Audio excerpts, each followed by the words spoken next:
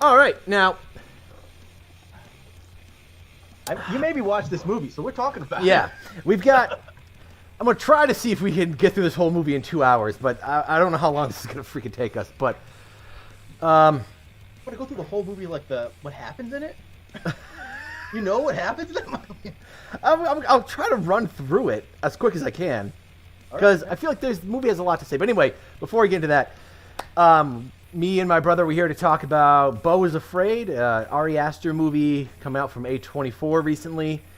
I watched it with my girlfriend because I like Joaquin Phoenix, and my girlfriend saw the trailer for it, thought it looked interesting, so made sure to watch it when it came out on whatever streaming service we use.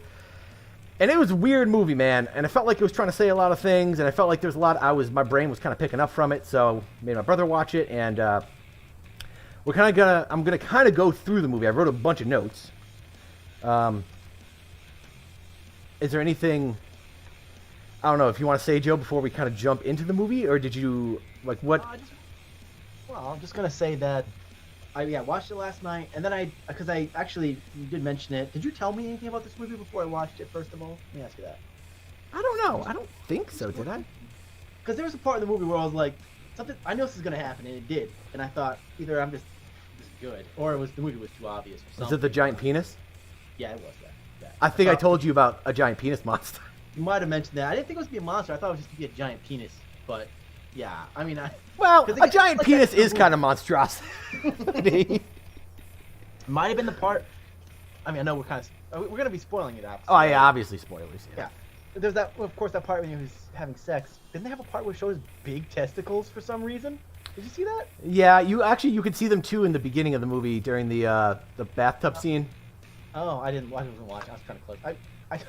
I was like, specifically like, God damn, I'm about to see fucking Joaquin Phoenix dick in this movie, you know? Don't worry, Joe. This movie, if this was gonna be like Antichrist, where you were gonna see full penis like William Dafoe, I was not gonna do that to you. Also, the beginning too with the birthing. I'm like, this is a birthing scene. Oh my god. Yes. So, the movie opens with not obviously, but it's a childbirth kind of scene, right? POV. POV. Oh yeah. Yeah. From the kid's perspective, and you're assuming this is the main character, Beau. When you listen, if you hear what they're saying in the background, he hits the floor, and the mom's screaming like, "Why isn't he crying?" And then he gets smacked in the butt, and he cries, and we get the title card, Beau is Afraid. Yep. And from there, we go, the first scene we get is he has a therapy appointment with his therapist, and he walks in, he sits down. The first thing that really kind of happens is he gets a phone call from his mom almost immediately that he ignores. And he's talking to his therapist, and it's big information we get right off the bat is it's the anniversary of his father's death. And he starts talking about the dream he had about his mom in the tub. That means there's also no. Okay, wait. Sorry, never mind. Are you gonna try to wait until we get to the moments where the things are revealed to talk about that? No. I was gonna say it's his birthday, but it actually wasn't his birthday. It was 9 months before his birthday. So. Yes, which is interesting because, like, we'll see. Anyway, a big running theme I get throughout this movie that they make sure to write down in the beginning of the movie is the therapist writes down guilty. And I think the concept of guilt, or the feeling of guilt, is a big theme throughout this movie. And he specifically says he hasn't seen his mom in months. Roots to bad relationship with her. And he asks him specifically, do you ever wish she was dead? There's a lot of interesting dialogue we get in this movie, and a very interesting part of it for me is Beau's reaction, because a lot of things he doesn't answer. Right? He just sits there and like refuses. Actually, there's a lot of things he refuses kind of to respond to in general, not even just words, but like things happening around him and stuff. But yeah, it's true. He was very sort of, I don't know if say not apathetic, but like unengaged or something. Felt like from the world around him in some sense. But at the same time, I mean, this is maybe just the version that I've watched, but like, was it super quiet sometimes? I mean, were they whispering to each other or something? Because there's times when like I just can't hear what these people are saying. Yeah, some of the dialogue, because there wasn't subtitles on any of the streams, but some of the dialogue does felt like they went from talking, I don't know, kind of quietly, because Beau definitely did a lot of whispering, you know? Like talking under his breath and murmuring. But I might have missed some of the dialogue, I think is what I'm trying to say. So yeah, when I listened to it again, I put the speaker right to my head, so I was trying to pick up a lot of stuff. I was like, whatever he said. Moving on. The therapist, It's 3 hours. pretty important. The therapist prescribes him this new drug, and he says you got to make sure you take it with water, always with water. Mm-hmm. And that's kind of what we get from the therapist section. There is he leaves there, and we enter into the next part of the movie. I broke down the movie into like kind of chunks. You get the intro, you get the therapy appointment. The next big one is I call it just city/apartment. Yep. And he's walking. It just cuts to him walking around the city, listening to a voicemail from his mom. His mom's very excited to see him, but as we notice, the environment around him is full of like crazy people and danger and weird stuff like that. Oh, yeah, it's weird. Right? He's just walking around, and he's trying to buy a gift for his mom, and he sees some guy in a building trying to kill himself, and everyone's like egging him on and stuff like that. Yeah, obviously it was. I mean, obviously that part was about, I thought, paranoia, right? Like everything was danger or threat. So every person he saw was like super exaggeratedly scary, kind of. So I mean, I think that was kind of obvious. I mean, that was that part of the movie I think was some of the most interesting bits because it did such a good job, I think, at transporting you into the position of someone with some sort of paranoia, psychosis, or something like that, right? Well, even if you don't want to go that far, just definitely fear, right? Mm-hmm. Afraid, yeah. Like people, it's definitely highlighting the negative things, right? Even though there, like we see in the next scene, because you get to like his road, there is like people out there like giving food to people, and so there are like regular good people, but the stuff we see of like the crazy people, like for example, he has to run into his apartment building because some dude, when he sees him, just tries to like attack him. Yep. So here's the question, right? Like, and this is the question I think that is going throughout the entire movie, and maybe for movies like this, it's generally a kind of question. But what is actually happening, and what is symbolic and or like a figment of the imagination of the main character? Because, like, again, you're talking about that part where the guy runs to the door, right? Isn't later on, don't they say that he was asking for help or something? Even though, from what we saw, it seemed clearly that he was trying to, like, attack him or something, no? Well, But yes. I don't know. That's I think actually I didn't pay. I should have zoomed in on that picture, but I didn't know if that was the same guy or if that was a different scenario. But maybe if that was the same thing, because I think what they're talking about. Because remember later in this, when he has to leave his apartment building and he runs across the street, there's a guy begging him for help, but he's just trying to get the bottle of water. I think maybe that's the guy they're alluding to. Maybe. I don't know. I thought they showed that scene where he was running into his apartment, slamming the door. I thought they were talking about that, but maybe you're right. Maybe they were referring to the other guy that he didn't help. But they showed. I mean, they could have just. I don't know. Cause remember that at the very end of the movie when they're showing his like guilt. They're not. They're definitely trying not to make it easy to understand. Yeah, that's what I'm saying. So I felt like in this movie there were points you had to stop and think. Okay, is this supposed to just be like his perception of the world, or is it actually how the world is, or? Because a lot of the movie does take it to be like it's actually happening, like that. And then it seemed like the whole scene in the city was actually happening, kind of. And things seem kind of fantastical, and stuff like that, where it's like, this doesn't seem realistic. I don't know. I mean, like, when he dealt with that police officer, I know I'm jumping up a little bit. Yeah. But, like, that part. Where you're like, is that a real police officer? He's just there to pick up trannies or something, like, because the uniform doesn't even, like, fit him. He doesn't even, like. It definitely felt like. Again, but they start shooting. There was definitely some political, not political, but, like, what's the word? Like, contemporary issues that were being discussed as well, right? Like, they're trying to talk about things that were happening, sort of, or, like, the fears of society as of right now. I think it was also trying to mention, not just Beau himself, but Beau as a product of modern society, and these are some of his fears. And when he gets into his apartment building, we got graffiti on the walls, shitters clogged, piss everywhere, hail Satan, shoot dope, kill children, fuck the Pope. This was before the people came in his apartment? This was before, yeah. This is just what his apartment buildings are regularly like. And then he gets to his room finally, and they have the notice about the dangerous spiders or whatever. That not only this, but they've dangerous spiders in the building. Yeah. Well, again, don't you think that's more like fear of spiders, and that's what everyone who thinks they're afraid of spiders is they're actually afraid of something dangerous? Like, I guess. Yeah, I definitely think. Like, I definitely feel like they're definitely trying to say something with physical safety in the first part for sure, right? He has a microwave dinner, and an interesting part after watching the movie is he says hello to his dad, and the photo of his dad is a photo of his dad first off, weird enough, his dad's trying to nail a nail into a brick wall, which I think is kind of weird.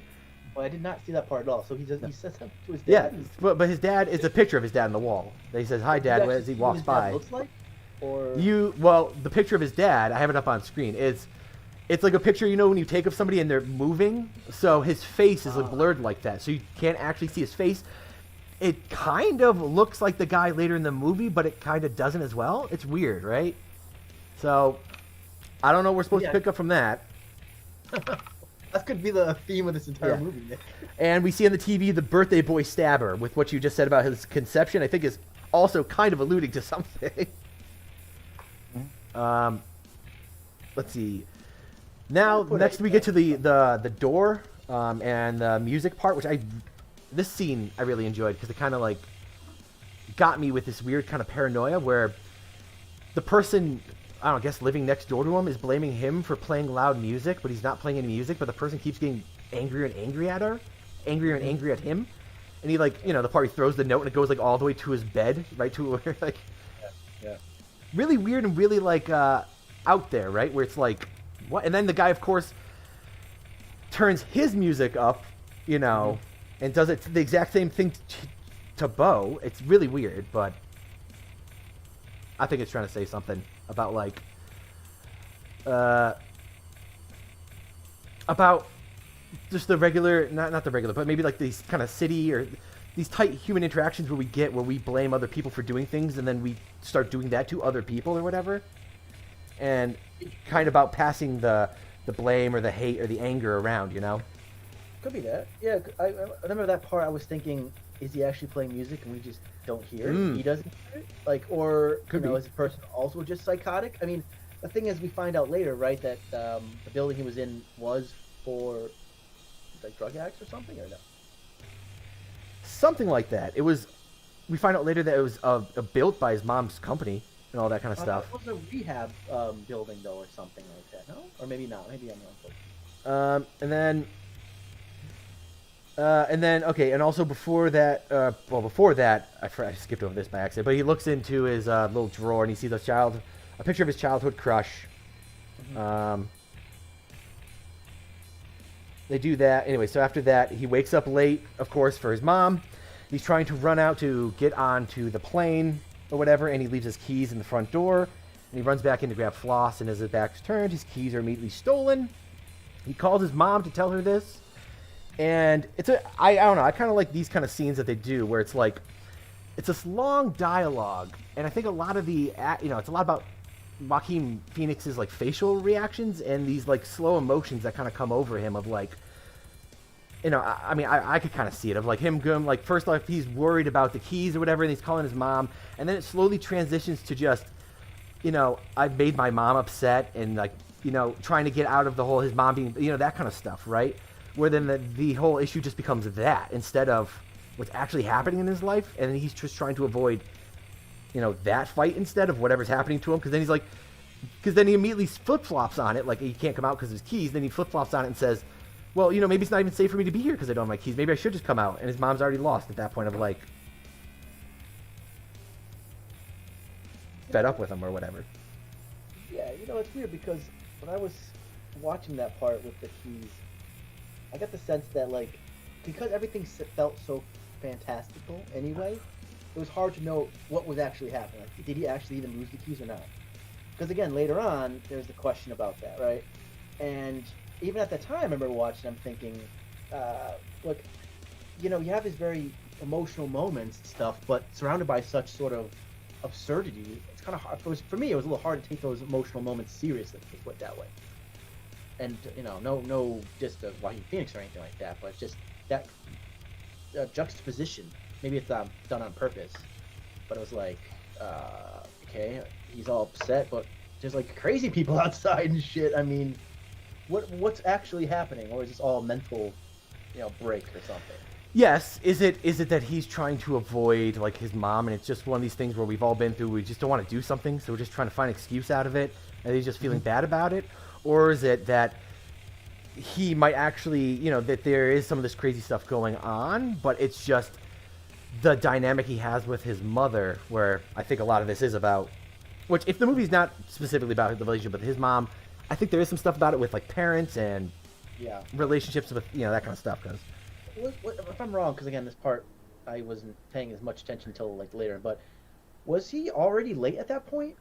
He was late because he overslept because of the music.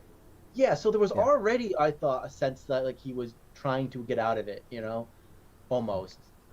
Because he didn't feel like his heart was in it, which it wasn't, obviously, but that kind of supports the mother's claim later on in the movie, right? Mm-hmm. Well, I mean, kind of, but we'll talk about that when we get there, because I think it kind of, the whole thing with that can go both ways. Because I think the whole movie, we don't really know if anyone's telling the truth about anything, kind of. Yep. And then this kind of, I think this part here kind of kicks off the whole movie of him kind of ditching on his mom here. So he hangs up with her. He's starting to kind of freak out, so he takes one of the pills, but they turned off his water, so he has to like run across the street now to get a pill, or get water, but he doesn't have his keys, so he has to leave the thing open. And this is where we get the guy like begging him or whatever as he runs across, and even the shop owner's kind of like bitching at him and shit like that. Yeah, he's gonna call the police on for like a couple cents or whatever. Yeah, and that was a really good scene. I think that was really well done. And all the people running like, into his building, straight into his roof. Yeah, because it creates such a great sense of stress. Like it's like, just go, just get back in there quick. Yeah. But of course he's gotta like mess around and fuck around with coins and shit. It's literally like all the people on the street, where to the point where he comes back and they're like the street's empty. Mm-hmm. Kind of maybe a message of like inviting the outside inside or something. I don't know. You can read into every scene of this movie. Nick. Yes, I am. Here for a very long time. I'm looking at. Hopefully, I'll finish within 2 hours. We're moving along pretty fast, so. This is like the first 5 minutes of the movie, isn't it? While he tries to pay. Yep. And then during this scene, I took a screenshot of the outside, and outside, from some of the things you can see, of course, we got he lives next to Erectus Ejectus, which is a great name for a strip club. It's hilarious. 7 day a week. The store across the street actually has the same logo as his mom's company, so it looks like, whatever his mom's company is, seems like they own almost everything. There's cheap divorce signs, brain tard, and then there's like a promotional poster in the back, which has a pot leaf picture on it, which is weird, but it says, "Defund pigs, end corruption, share wealth, betray your mother, live forever." Oh, that one. All right. That's weird, isn't it? Betray your mother, live forever. I obviously did not see any of this stuff, obviously, when the movie, because I'm not going to stop everything. Yeah, it's only on the screen for a couple seconds, but... Yeah. Wow, and what's that say that the left hand is a dental something? A dental place? Because I'm watching your stream, so I'm a little behind you. Oh, dental homeotherapy or something like that. Dental homeotherapy. Is that possible? I don't know, but... So we locked out of his apartment, so he sleeps outside. He wakes up, and there's a guy just doing construction above him. Like, the dude didn't even wake him up. Just put sawdust, get sawdust all over him. Like, that's what the world, I guess, is like.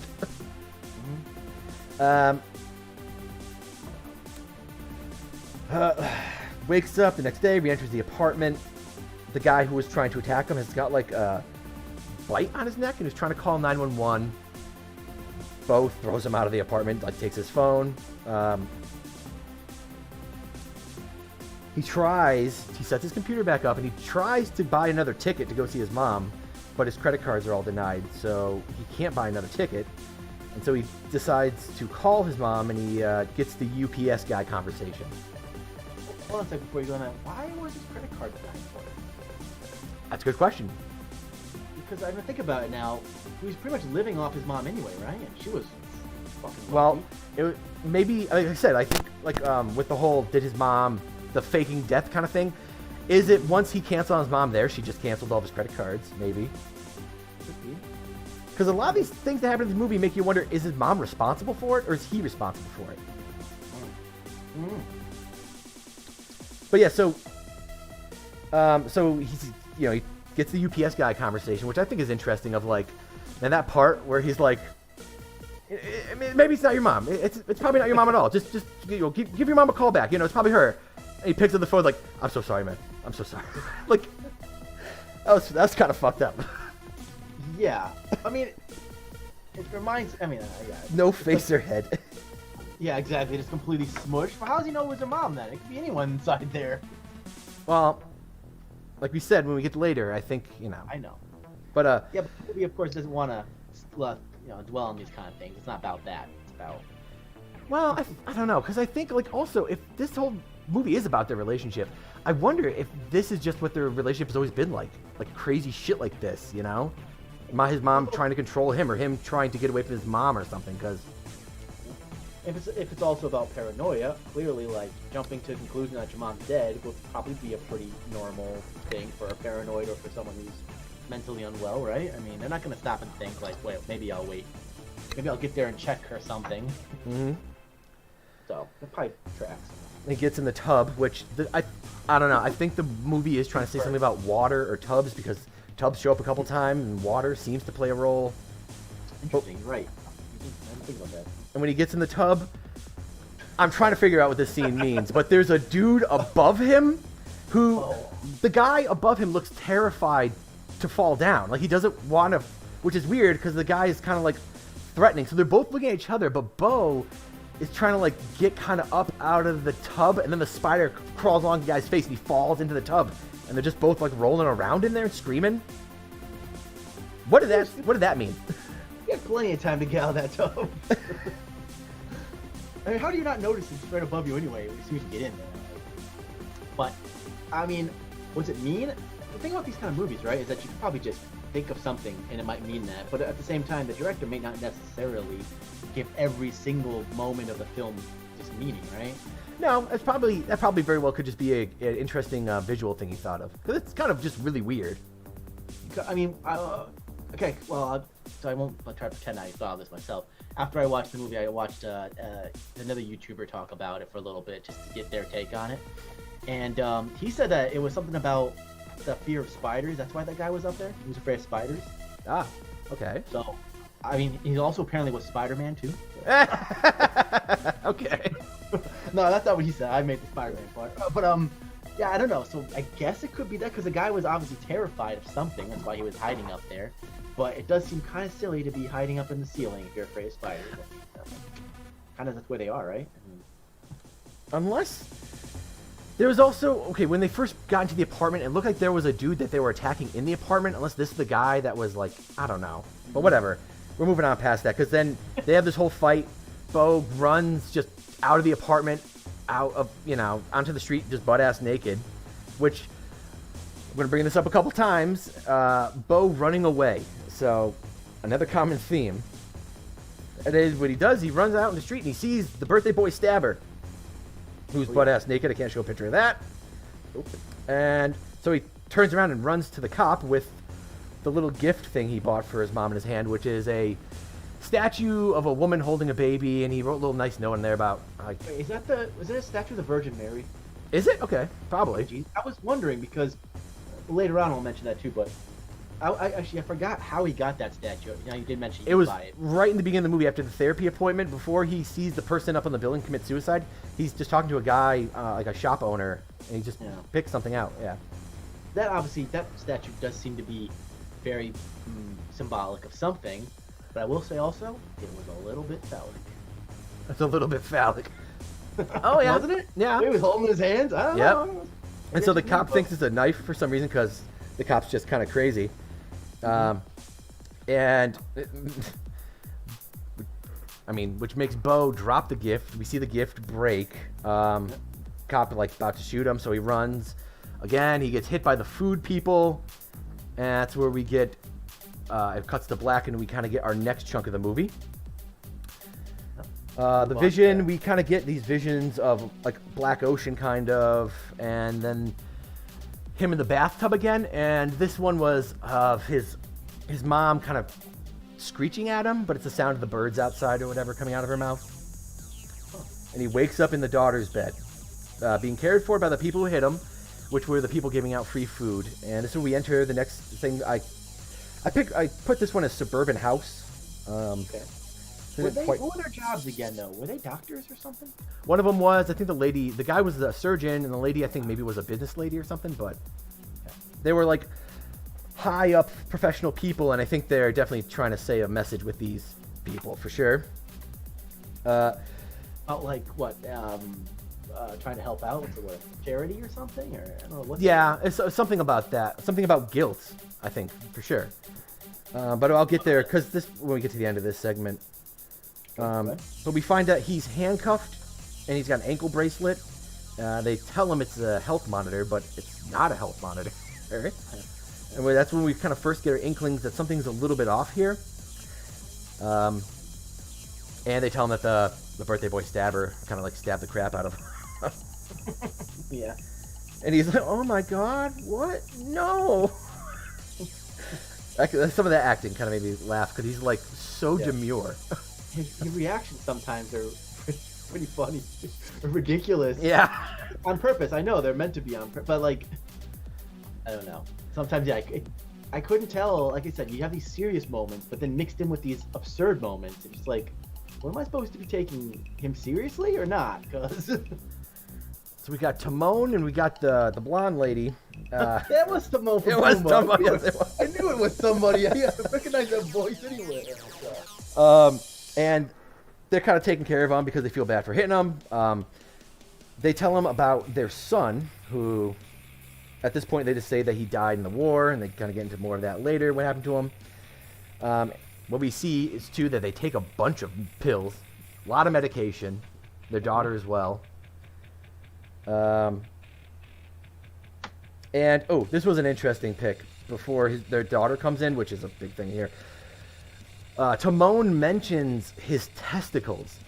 He mentions the specific thing he mentions. I forgot to write down, but the thing he mentioned about his balls. I searched it up, and this is interesting. All right. Okay. The two major ways it's caused is either through a UTI or an STD, which I think that other one that it could be caused by an STD is a very interesting. What is it exactly? It's like an infection of the testicles or something. It just makes them swell. Oh, so it's swollen testicles, basically. Something like that, yeah. But it starts with like a PSY word. It's like, I don't know. But... Yeah, no, I know what you're saying, but like, maybe it just meant that it was just a way to say he had big swollen testicles instead of necessarily. Could, but as we see later in the movie, that like his mom is more places than you would think. That I don't think it's any coincidence the people asking him the questions that they are. Okay, fair enough. Then the daughter comes home, and we kind of get to see like the relationship with the daughter, which is weird because they kind of just don't really ignore her, but they don't really care for her, which is strange because they seem to have all this care for their dead son. If he feels bad for putting her out, and there's this other guy, I think his name was Gene, at the house that they're taking care of, who was also from their son's unit, and who's also like crazy. Oh, real crazy. Real crazy. Real crazy. Oh shit! I didn't click ahead. The son. Okay, there we go. That's the picture of the son. My bad. Yes, this guy Gene. Which. So, as we're kind of taking in this whole like weird family dynamic that he's kind of in, which is like so different from his last environment where there was like this weird threat of danger from all these places. This is like surprisingly more calm and stable, yet very off-putting at the same time. He makes a call to his mom's attorney. And this is where we get the conversation with Larry David's brother. No, Larry David's cousin. that guy. Oh, that guy. Yeah, you know. And he... Your cousin? No, but he plays his cousin in Curb Your Enthusiasm. Oh, okay. Let's say... Larry, you know I love pound cake. Why would you take the last pound cake? But... And so... This the attorney really doesn't waste any time in kind of making Beau feel really guilty right off the bat. He kind of goes into it saying that his mom is really dead because of, you know, he only talked to the UPS guy before, tell him the chandelier crushed her head, funeral postponed, all his fault. Quote, every moment you wait only deepens the humiliation. Like, yeah. He has some pretty extreme wording he uses. Yeah. But it's hard to imagine that's, again, not like his conscience saying that. It's hard for me, because again, thinking what happened in the movie, to take that both literally, but also obviously seems figurative, right? At the same time, I mean, the movie's saying it's literal, but like when the end occurs, how is that ending literal? Obviously. But anyway, I mean, okay. But anyway, so now this is where we get another conversation. This happens twice with these people, but they have this whole conversation about he really needs to go, and they kind of do the polite thing of pushing it off, and he just kind of lets them do that, which definitely is played up more at the end of the movie. They use his health. In that part, the guy says he can take him tomorrow, right? Yes. Okay, because again, at the end it's a little different, but all right. Well, they do it twice. In the first time after he gets off the phone, he says, "Oh, I'll take you tomorrow," and then tomorrow comes, and then that's where he has the whole real conversation with him, where he's like, "Are you sure it's okay, Beau?" Okay, so it happened twice. All right. Yeah, so this first time, yes, they say no because of his health, they can't take him. He tries to trade room with the daughters. She says no. She's just sitting there eating pills. We see her go and do something with the dude outside, which I'm imagining they're probably having sex or something. I don't know. The sex is a very odd topic in this movie, for sure. Yeah, or something. But also, what country flag was that with the yellow on the top, the blue in the middle, and the red in the bottom? Oh yeah, isn't that South America? No, is it Romania? I think it's Romania, right? I think so, but because he's wearing that shirt most of the time, and I just wonder. I don't know. Wait, where's the shirt again? Is it left to right or is it up and down color? It's from top to bottom, stripes, yellow, blue, and red. No, yeah, Romania's blue, yellow, red, left to right. Huh. I'll look it up. Anyway, you can go ahead. All right. She goes to do something with this dude, which I imagine probably sex. I don't know, something weird because she doesn't seem like anyone cares about her, so she just does whatever she wants. Beau's mom statue is fixed somehow. You imagine the blonde-haired lady fixed it for him or something. Asks him if he is sad. The Timon does during the next day, because this is when we're kind of getting the conversation about putting it off again. He doesn't really answer that question. Timon gets the phone call, has to postpone because of some surgeries or whatever. They don't kind of let him leave. It seems weird, right? Because it seems like they're not really giving him a choice, but they're giving him a choice, right? Where, from what Timon has really said, he's like, well, I can't really do it today, but is that okay, Beau, or something? Yeah. You know what? For me, when I was watching this scene, what I was thinking the entire time was that it was like he was like a therapist or something. Yeah. You know, he was therapy speaking him or something to that extent. Like he was trying to give him a sense of power, even though he didn't have any. Something to that extent. I thought that's why they were like therapists, or they were. I guess he was a doctor, but Gets in close and he's like, "Is it okay? This is your decision." That kind of stuff where it's like, and then Beau, I made sure to specifically write this down. He doesn't answer the question. He never answers those kind of questions. He just sits there silently. Yeah, because what can he say? He doesn't want to say yes, and he doesn't want to say no. Yeah, I got this part. I was thinking it was about being medicated and pharmaceutical companies or medication or something, or doctors. Something to that extent I was thinking has something to do with, Definitely something with that. So there's definitely a lot of medication stuff going on. The doctors, right? Care, Also knowing his mom's company, right? Yeah. Wife leaves him a note under his coffee. I forget what it says, but it's something that still kind of weirds you out. He goes to look up his mom's death on the web. UPS guy. The note that she left for him said, "Stop incriminating yourself." Okay. Interesting, right? I didn't see that. Yeah, it happened too quick. Also, I was wondering, did their cups have their initials on it, or was some other initials, or? His cup had N, and I think it was supposed to be for the son they lost. I think his name started with an N, and they're gonna kind of replace him. I think that was kind of the idea, is that they replace. I don't know. They're replacing things. I don't know, but we'll get into that later because the revelations of their son come out soon. But the UPS guy, hides Yeah. his face. So I don't know. I don't know if the UPS guy is supposed to mean anything, but you never get to see who the hell he is. It's Bill Hader. Is it? Yep. Oh, that's what why. that video I saw mentioned, because I'm like, that's who that is? Apparently that's who that is. He sees childhood crush in the video, and he like immediately throws up when he sees her. Like comically throws up. And she kind of like works for his mom, or she works for his mom. What it says. Saw her in the video? That's how he threw up? Yes, that lady. He saw that lady, and that was his childhood crush grown up. Oh. See, I didn't catch that. I thought it was something else that made him throw up. I thought it was his mom, because she kind of looks like his mom, doesn't she? Maybe that's what I thought he saw. That probably says a lot, but anyway. Yeah.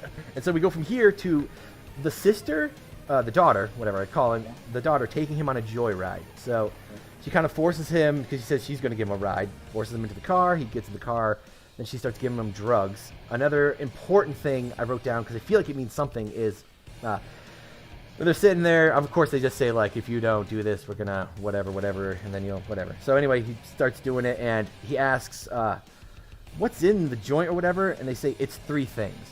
And this thing, the 3 things thing, is also something I see in the movie a couple times, and I'm wondering what the hell it means, but Really? they don't say what the 3 things are. She just says it's 3 things.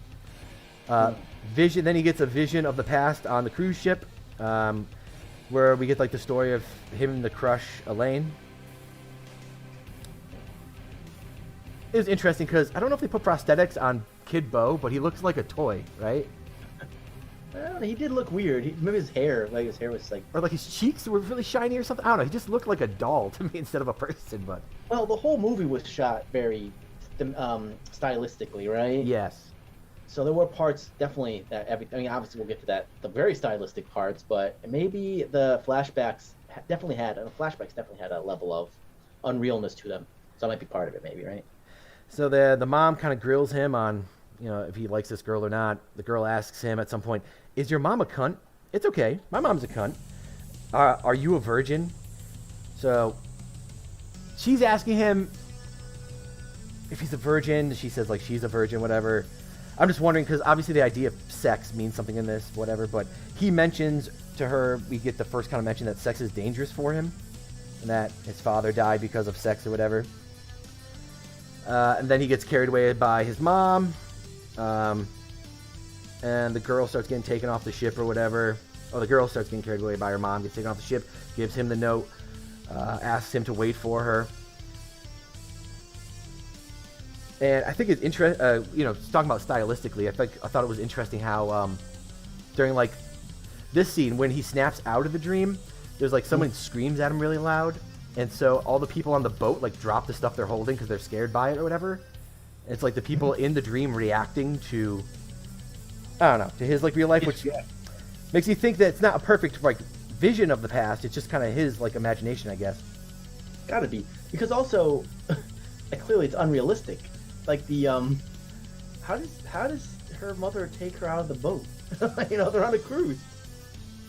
She helicopter her home? I mean, What do you mean? they're on the cruise when she takes them, right? Like they're on a boat, aren't they? Yeah. So you can't just leave Oh. the cruise in the Well- middle of a cruise. I mean, cruises stop at multiple ports. I guess if it was stopping at if it was at one, I don't know. That's the only thing. It's just weird. That's something that I think about it now. I'm like, that's You can't really just run away from a cruise, right? Yeah, I mean, not really. I mean, what are you gonna do? Like, Well- fly from the random island you're at, or It's something? another possibility that this girl could have been working for his mom already. I mean, it's the thing is like you can't nitpick a movie like this in terms of Well, those yeah. kind of things. It's very. Not point that. Well, anyway, so he wakes up with the other dude, Gene, like coming at him, attacking him or whatever. They make excuses for him. And then we get to like the next day because we have this little shot where he's like against the wall and they do like a lighting change to like he just wakes up the next day in the same exact spot. And the blonde-haired mom tells him to put on a certain television channel or whatever, talking about how they're gonna do like a cookout and then they'll finally take him or whatever.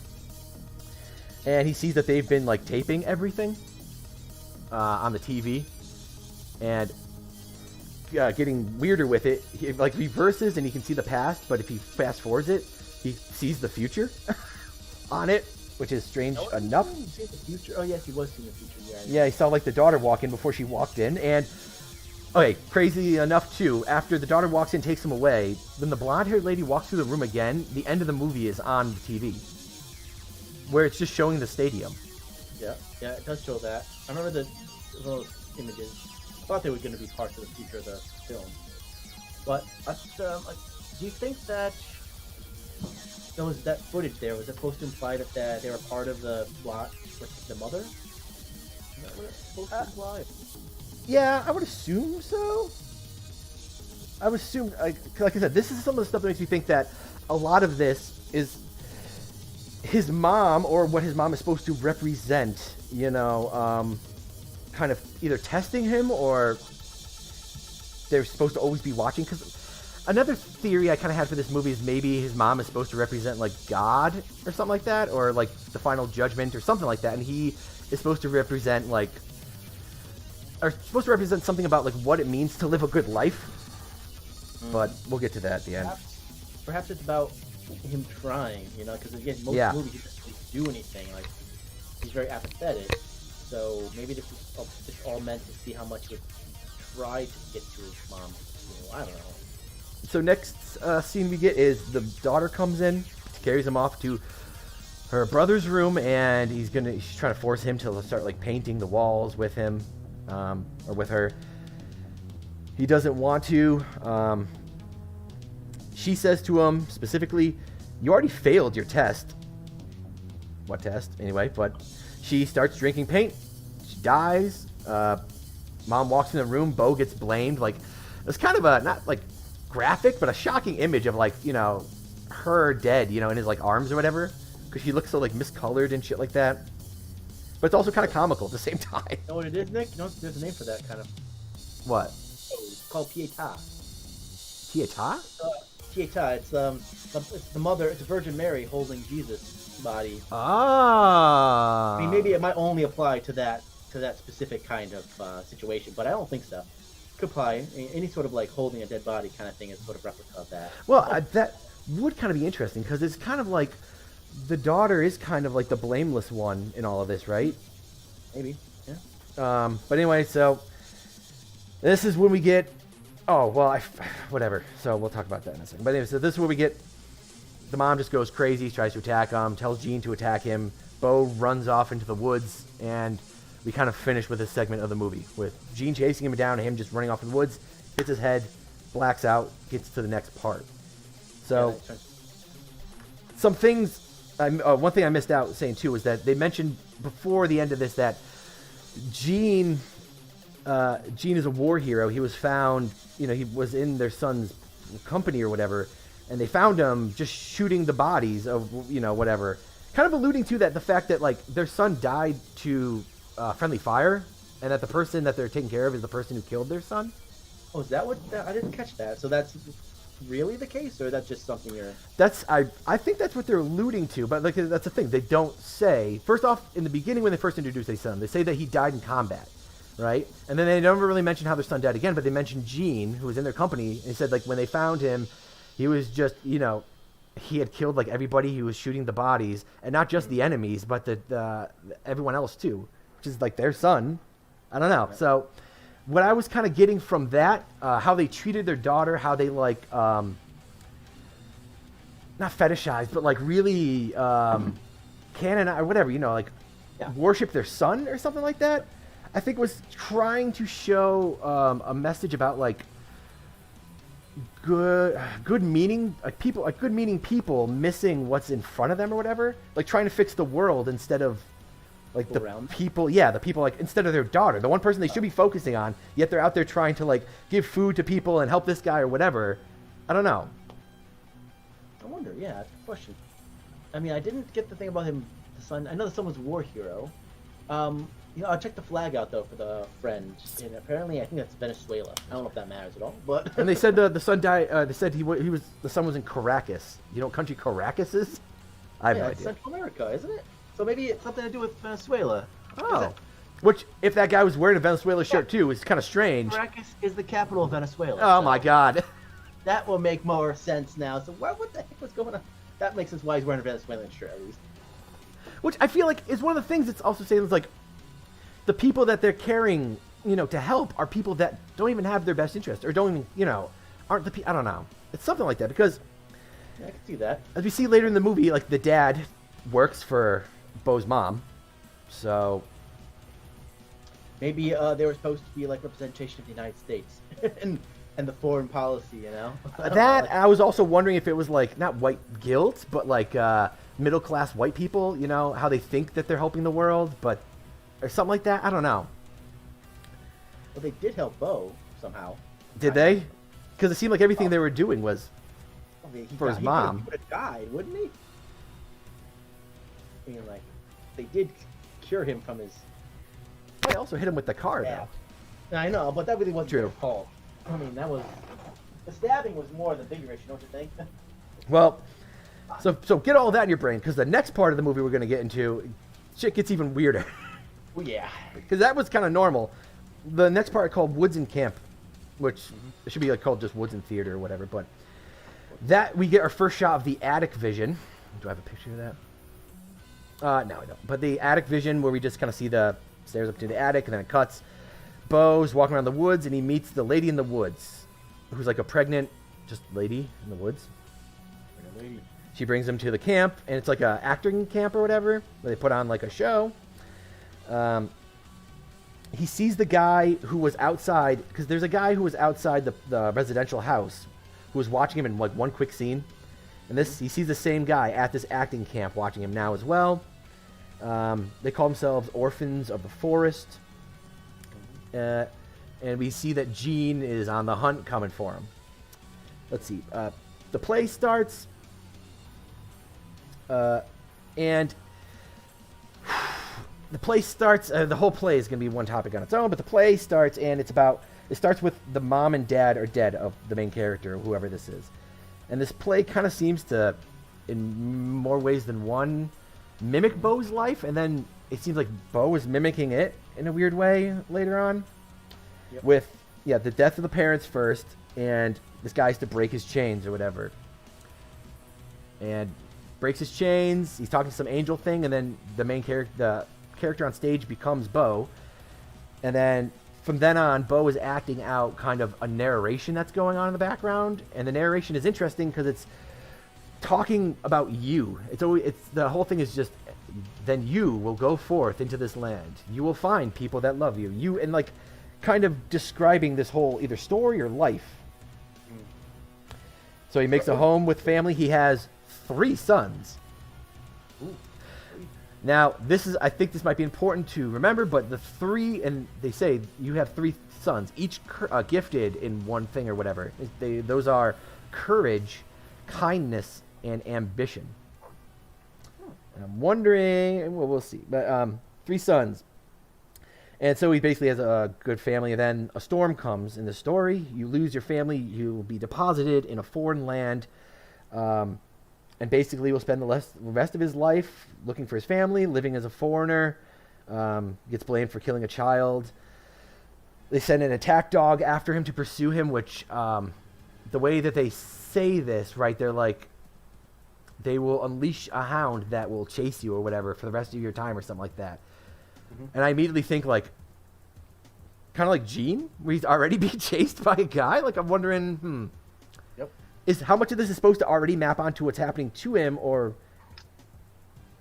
your life will shrink and fade, and when he's about to die, an angel came forth or whatever, or somebody will come forth, and he said, I searched for my family. Well, this is the line he's saying while he's on like the ground whimpering. I searched for my family my entire life, and I'm still alone.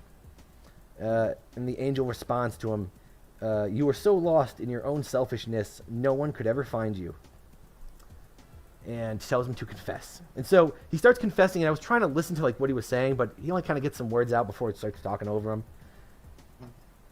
And then he awakens. Interestingly enough, they say he will awaken to the sound of horns. I wonder if that has anything to do with the ending. I don't know. The apocalypse? Or Or you mean ending the movie, you mean? Yeah, or the end of the movie, because there's one other time we hear horns. Yeah, true. You do the horns. Yep, you're right. And then he gets to the camp, and it tells him he'll have $1 left. He'll either spend it on food or to go see a play, and he'll choose to see the play. And at this point in the movie, you have the old Joaquin Phoenix like walk into the play, and the play is like about 3 sons who lost their father or whatever, and then it's like his sons are the ones in the play, and not Joaquin Phoenix, and not Beau's sons, but the Joaquin Phoenix from the story's sons or whatever.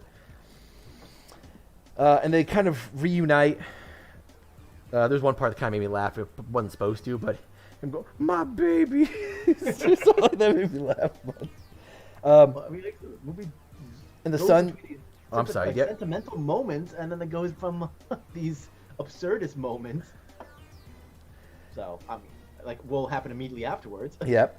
And then they say that the mom was lost as well when the flood happened, so they were just alone the whole time, I guess. They mention, and then he mentions how his dad died, because they asked him, like, "Do we have any other family?" And he's like, "No, because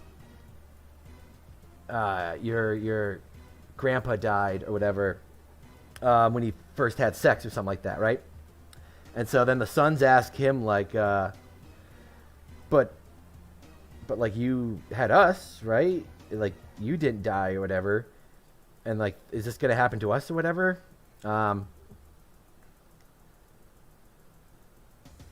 Oh yeah. He says, the kid says to him, like, "Is that a lie?"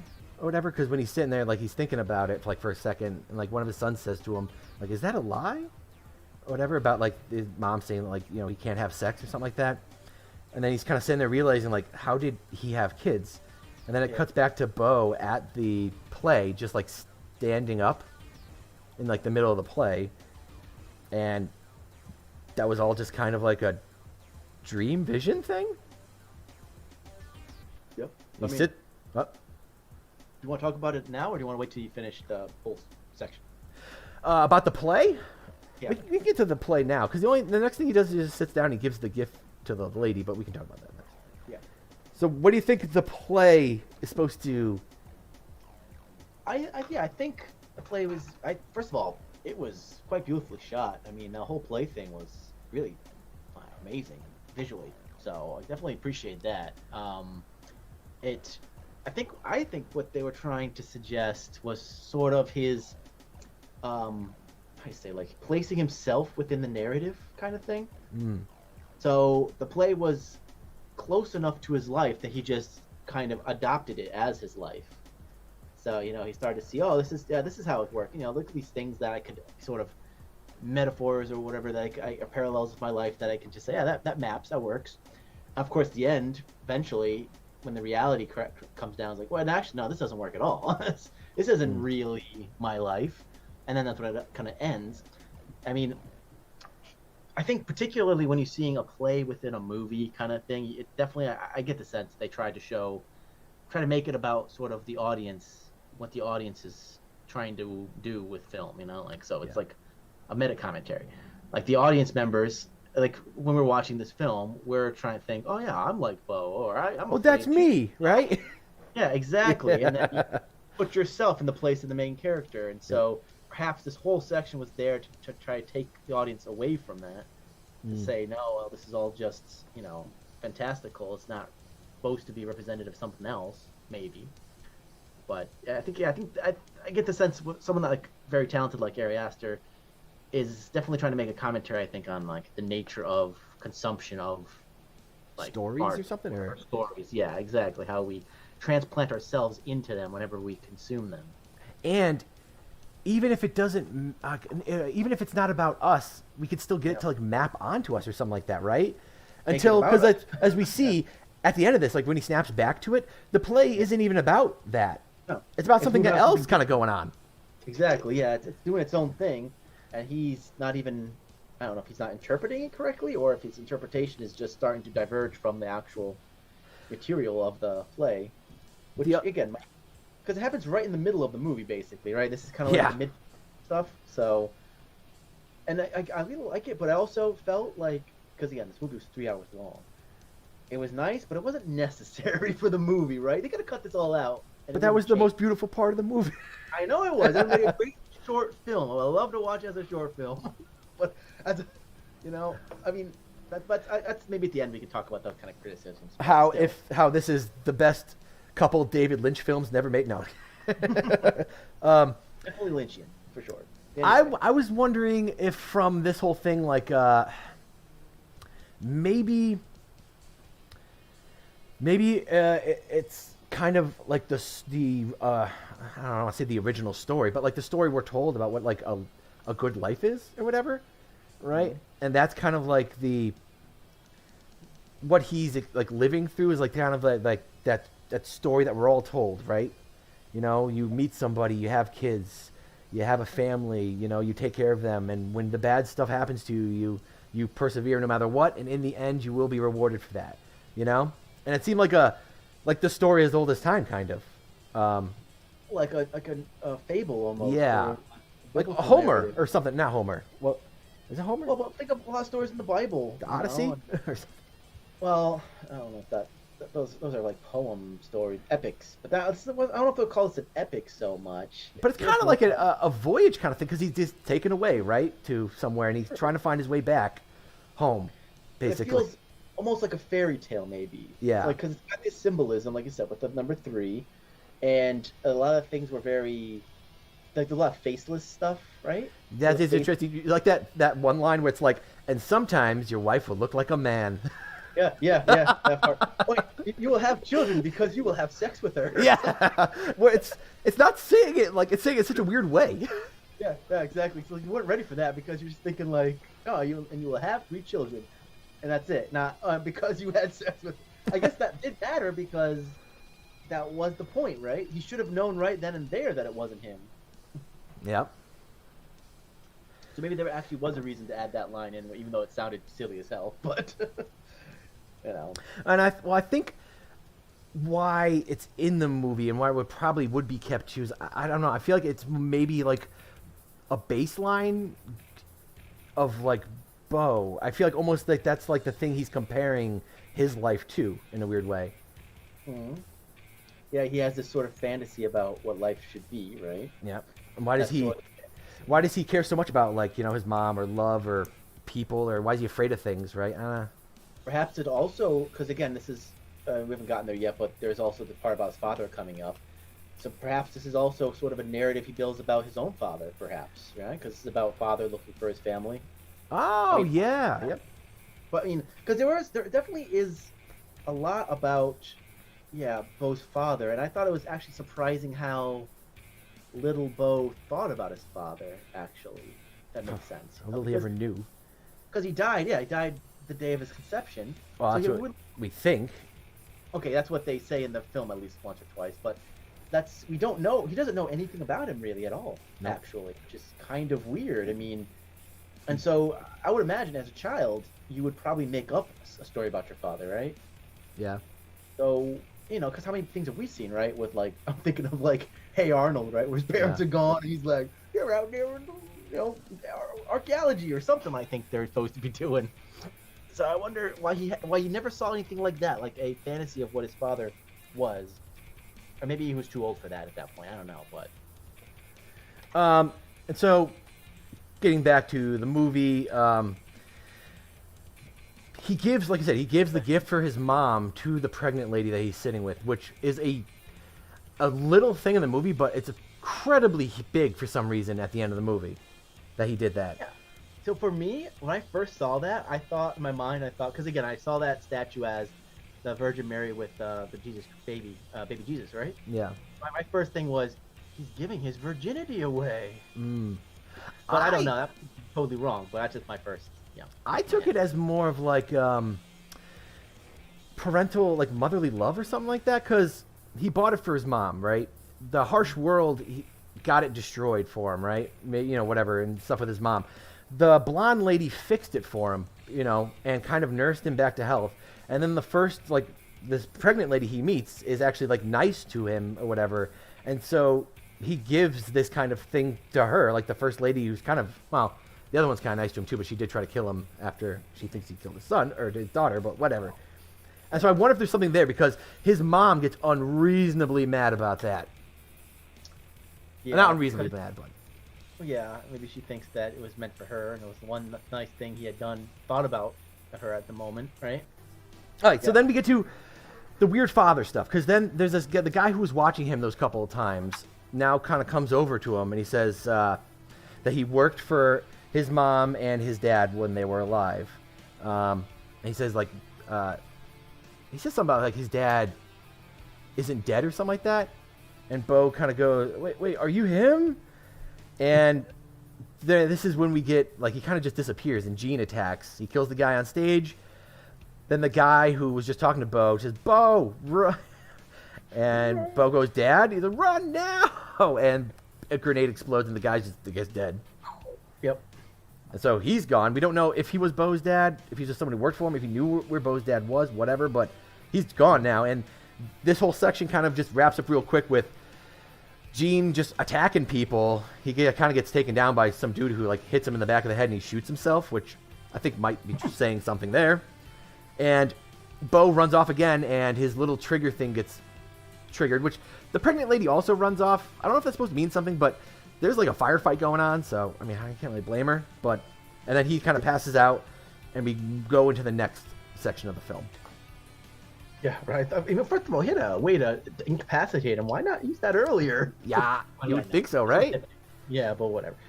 Okay, well, okay. Now, this part, I had to stop and actually look back twice because I thought I was seeing something. When he wakes up, right? Did you not see that thing in the tree? The thing in the tree? Yeah, when he wakes up, like, he turns around and looks at this tree, and there's, like, a dude in a bird costume in the tree. Oh. I mean, that was probably one of the guys from the play. I know, but it was weird. I just kept thinking, like, what's this supposed to mean? Like, I don't know, because again, like the whole movie almost, you can sit and try to analyze every individual scene, thinking that it might have meaning. So that was the one I stopped and was like, okay, what is this?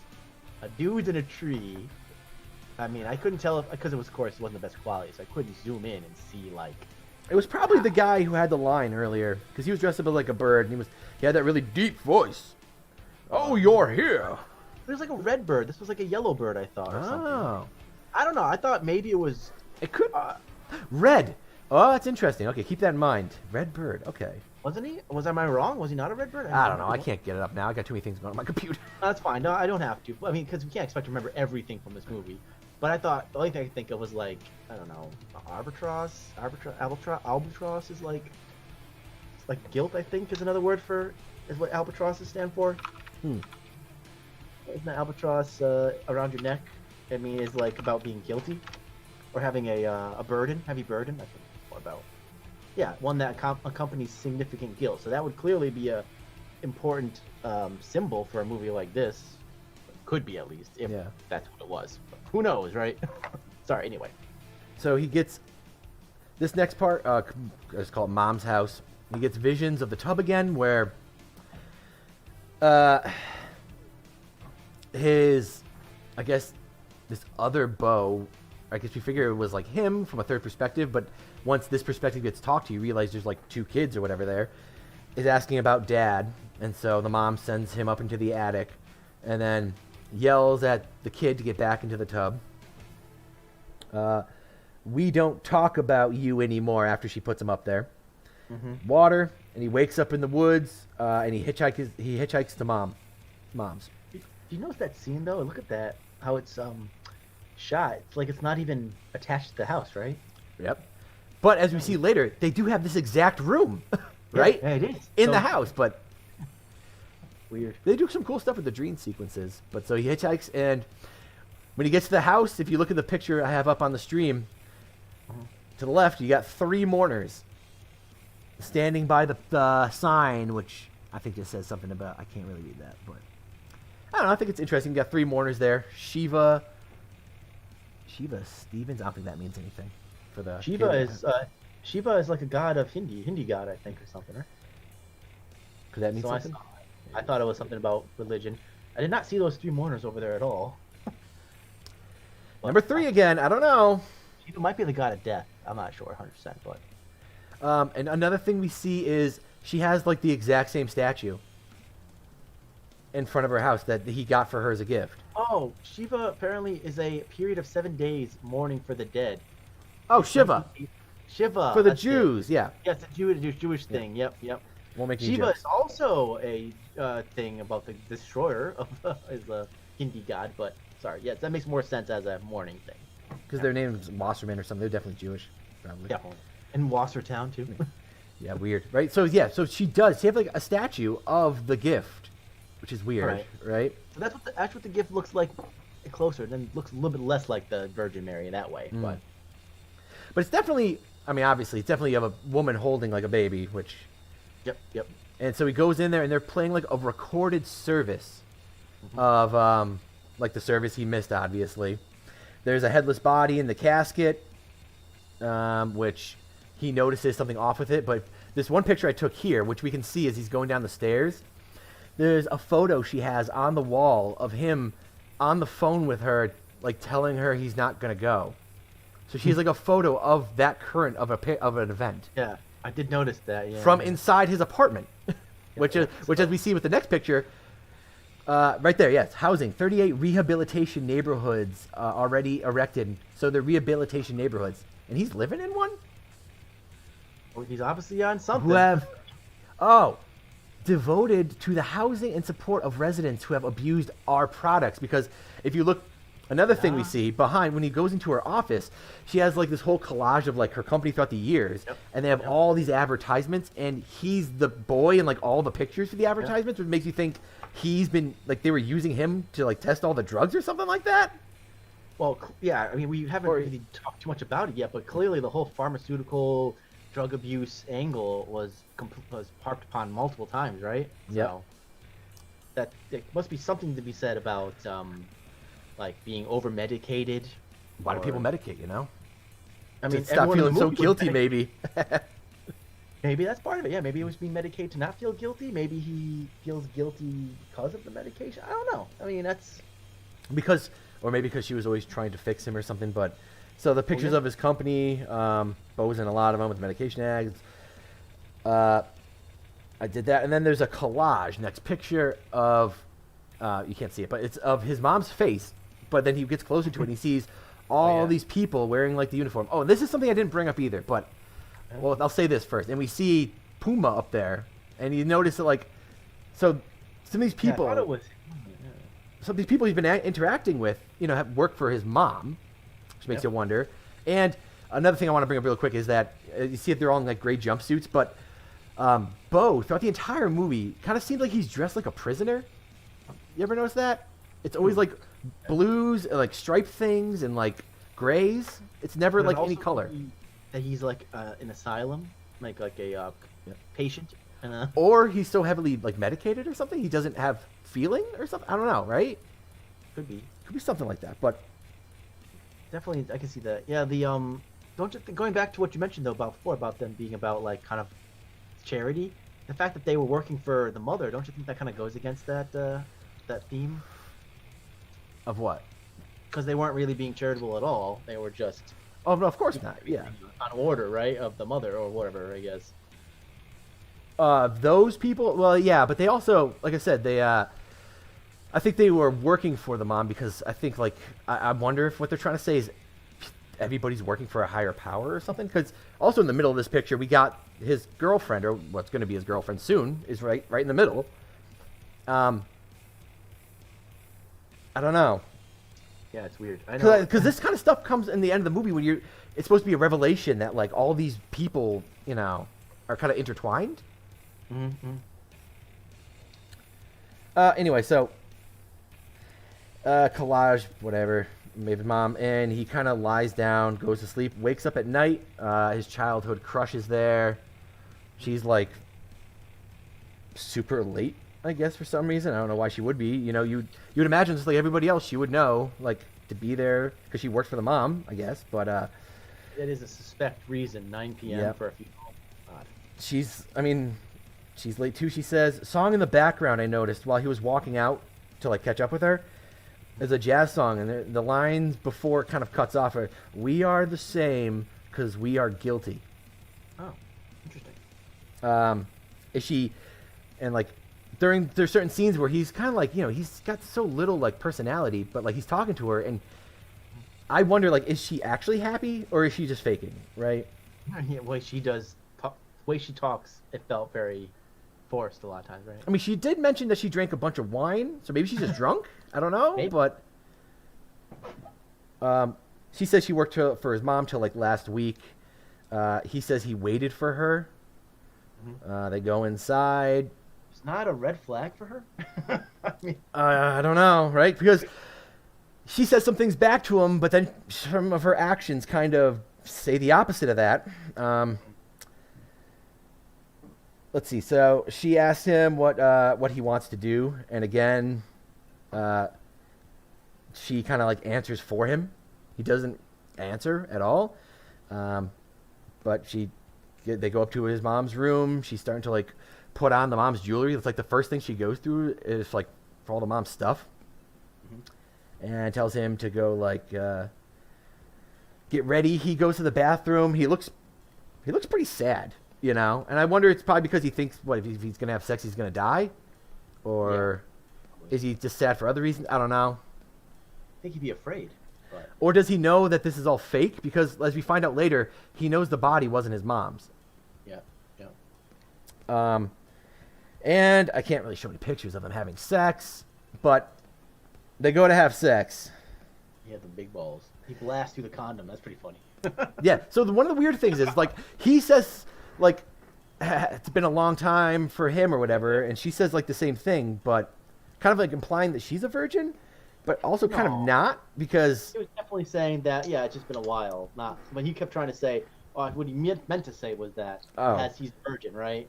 Because she does. They show her. Okay, this is a weird thing. Is they show her not only open a condom with like her mouth, right, in like a really sexy way, but where does she get the condom from?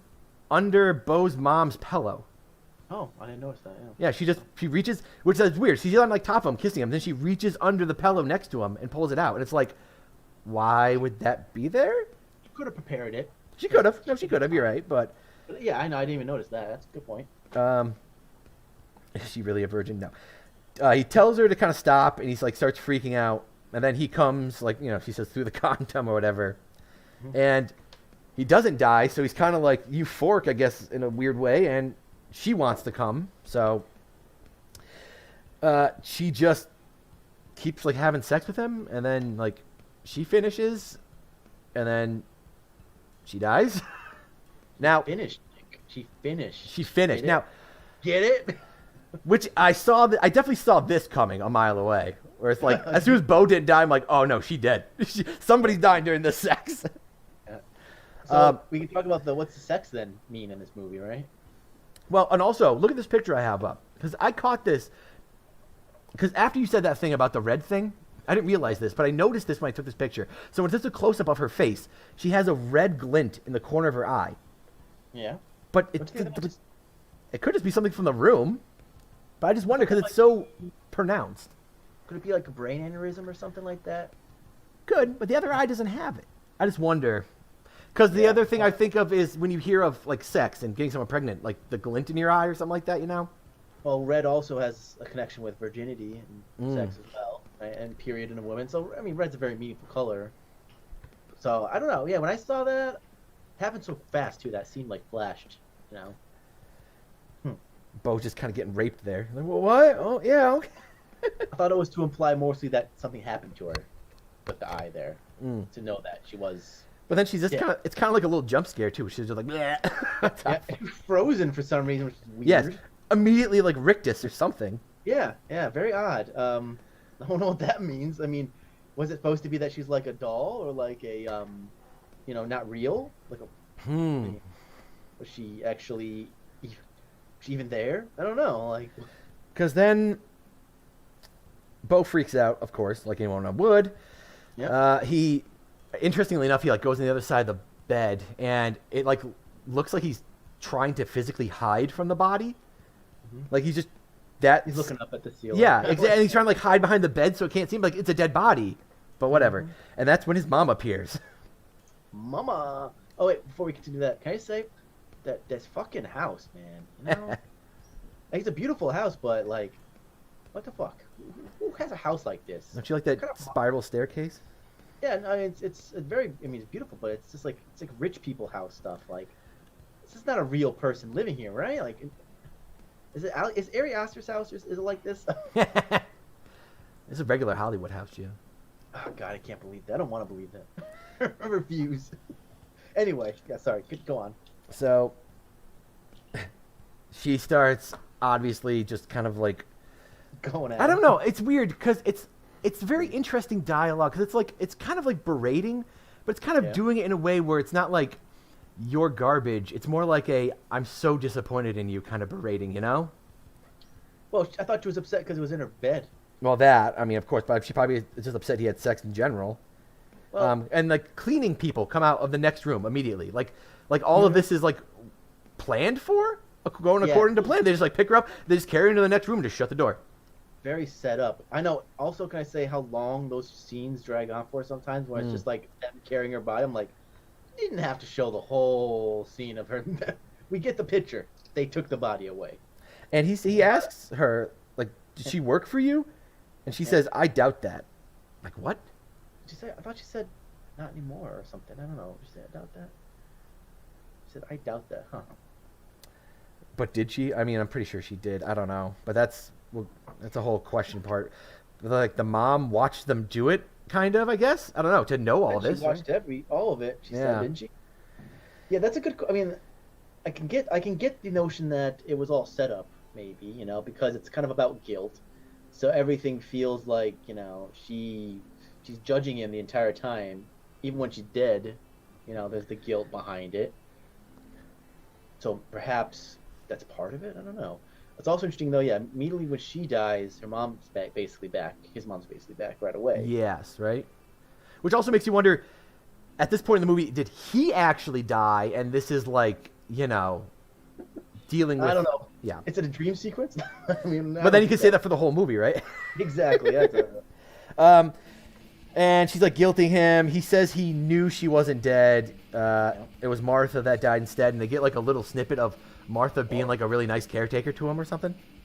Because you can tell from her hands or something? Yeah, she had a birthmark on her hand. First of all, let me just say how psychotic it is to have an open casket funeral with a headless corpse. Yeah. I mean, I'm like, okay. I mean, I know it's ridiculous, obviously. If you're gonna fake, like, if she's gonna fake her death, why'd she actually have to kill Martha?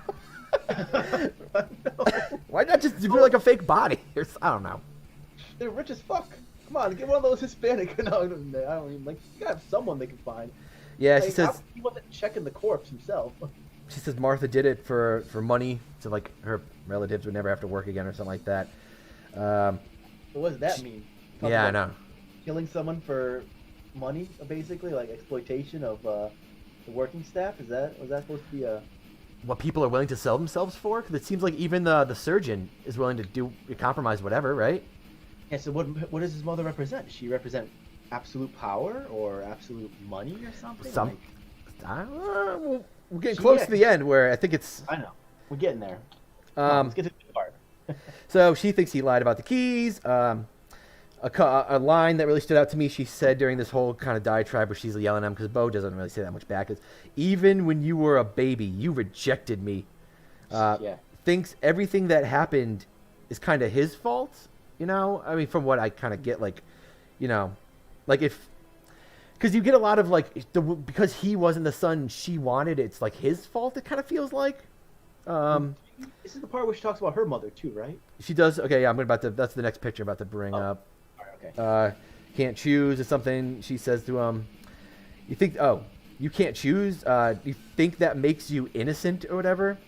And then she goes from saying stuff about, like, how she, like, loved him, she was, like, trying to love him so much, and she mentions her mom. Her mom never loved her or whatever.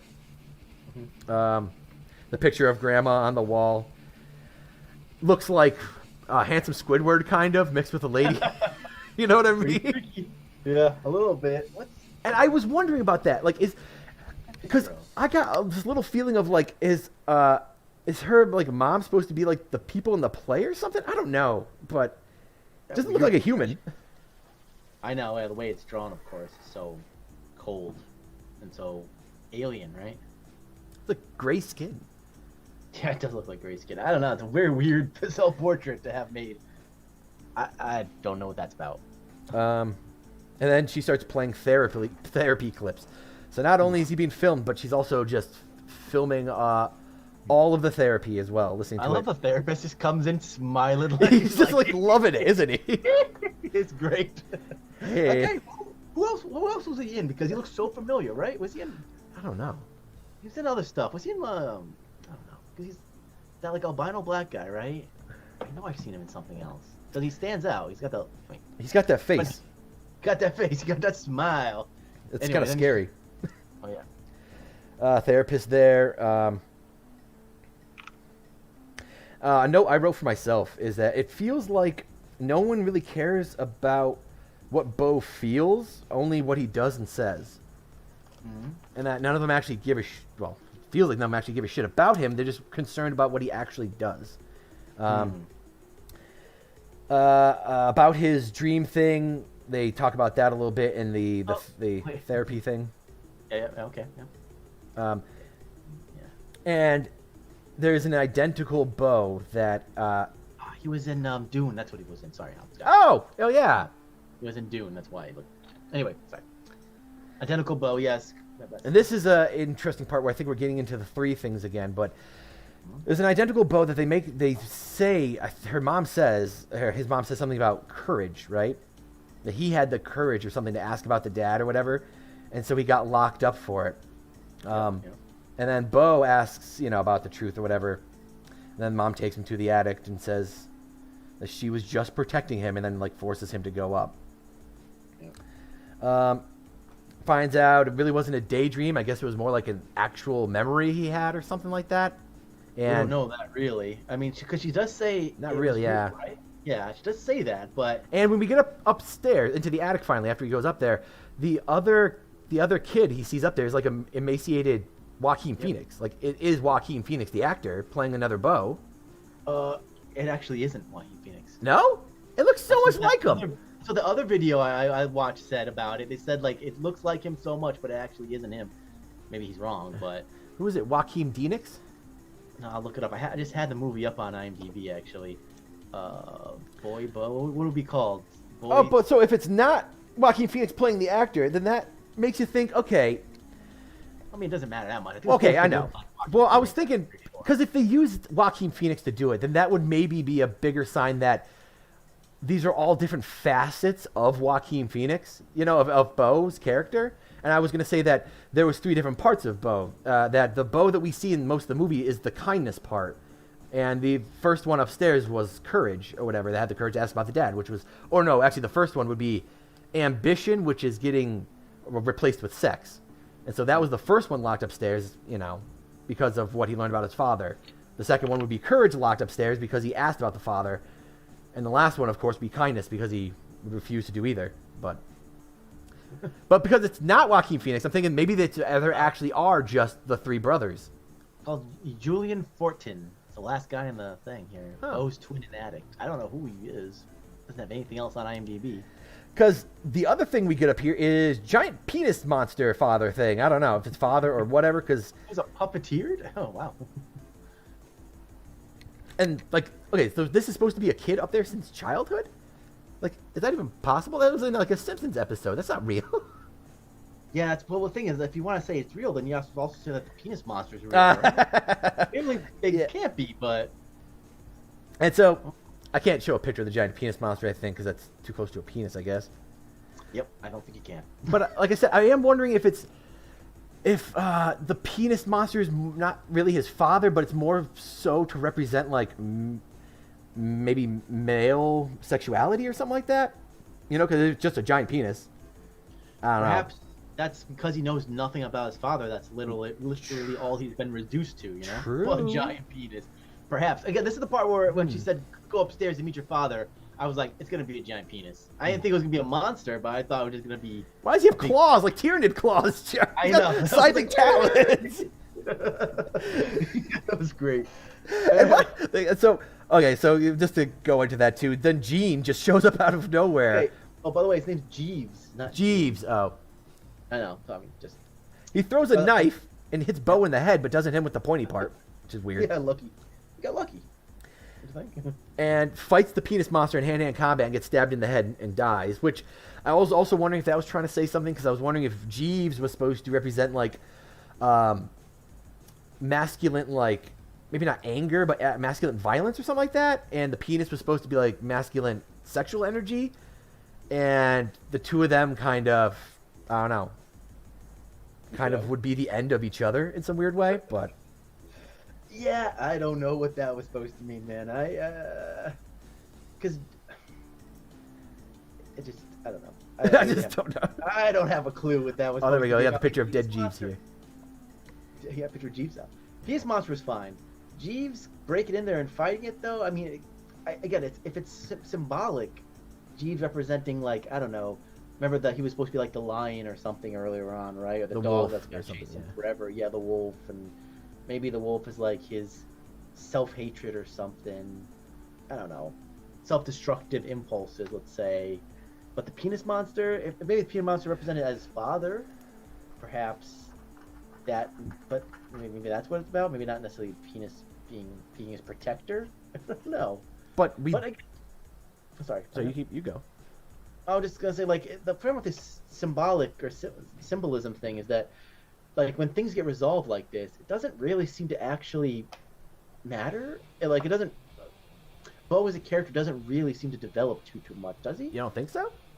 I don't know. Well, because Oh. after Yeah. Jeeves dies here, we see Beau do something that we've never seen him do in the entire movie. That's true. He does attack his mom, right? Yep. We've seen Yep. the only time he's ever done, like, violence after Jeeves dies. I don't know. Like, I don't know if the attic is supposed to also represent something, but... Like he's in his own mind. Or his, yeah. And that's why I was wondering if him, the other child, Beau, and the giant penis, and maybe even Jeeves were supposed to represent different parts of the, maybe even the male psychology or just a person or something like that, but... I mean, it's probably, like, even Freudian in some sense, but, again, the penis could be his repressed sexuality, right? Yep. His boy could be his bravery, and it could be his violence, let's say, Jeeves. Perhaps. So. And so, after that, he kind of, the attic door just kind of opens for him, and he falls out, and he starts, like, he feels really bad for his mom, starts, like, kissing her feet and that kind of stuff, like, begging for forgiveness. And then we see her go, which is interesting, because I feel like something I noticed in this film is every time he starts acting the way she wants, she just starts also taking it out on him, too, where that's, like, because then once he starts doing this to her and, like, falling all over her, she just starts getting mean again and saying shit to him. Was saying how much she loved him before, now saying it was way too hard to love him. You promised to never hurt me. Mm-hmm. And then she says, and it's almost as immediately as she says the word hate, he starts choking her. It's like the word hate just barely gets out of her mouth until he just grabs her. Chokes her. And then she falls into a table or something. Yeah, right? was that like an aquarium or something, or like a terrarium? I don't know. I think it was a rich person's glass table, I think. And he just kind of like, well, I guess he doesn't just, because like I said, this is the first time we've seen him be violent, and he just kind of does what Beau does, I guess, and runs away. He runs outside. What? Yeah. It wasn't just a regular runaway, though, right? No. It almost felt like this was his moment of freedom for a moment, I thought, right? Like this was like his escape on the boat. Ah. So, but I don't know. He was kind of running But he wasn't screaming. All the other times he was screaming. You see his freaking face when he's running away. Oh my god, I couldn't not laugh at that. Right? And you didn't notice it? He had like crazy smile face or something going on there, or like crazy face. I mean, probably like traumatic. So Sam up there somewhere. I'm talking to Chunks. Chunky. Chunky. I just like this picture of him choking his mom. We're just gonna leave that up for a little bit. Yeah. So he just runs outside, right? He said he's got like the big old smile, but he runs. It's weird because he just runs out and there's not even a dock. There's just a boat on the shore. Mm-hmm. And gets on the boat, just starts driving off, and that's where we get to the last part of the movie I call conclusion. Yeah, this is the Coliseum conclusion or something. So, But what part? Oh, before you go, like when I was watching this part when he's taking the boat into the, through the little tunnel, all I could think of is he's coming out the other side. Like of his mental illness or something. That's what I was thinking. Of course, then it goes to the Coliseum bit, but I just thought it was like, is this going to be such a like that on the nose metaphor kind of thing, or? Well, you know how the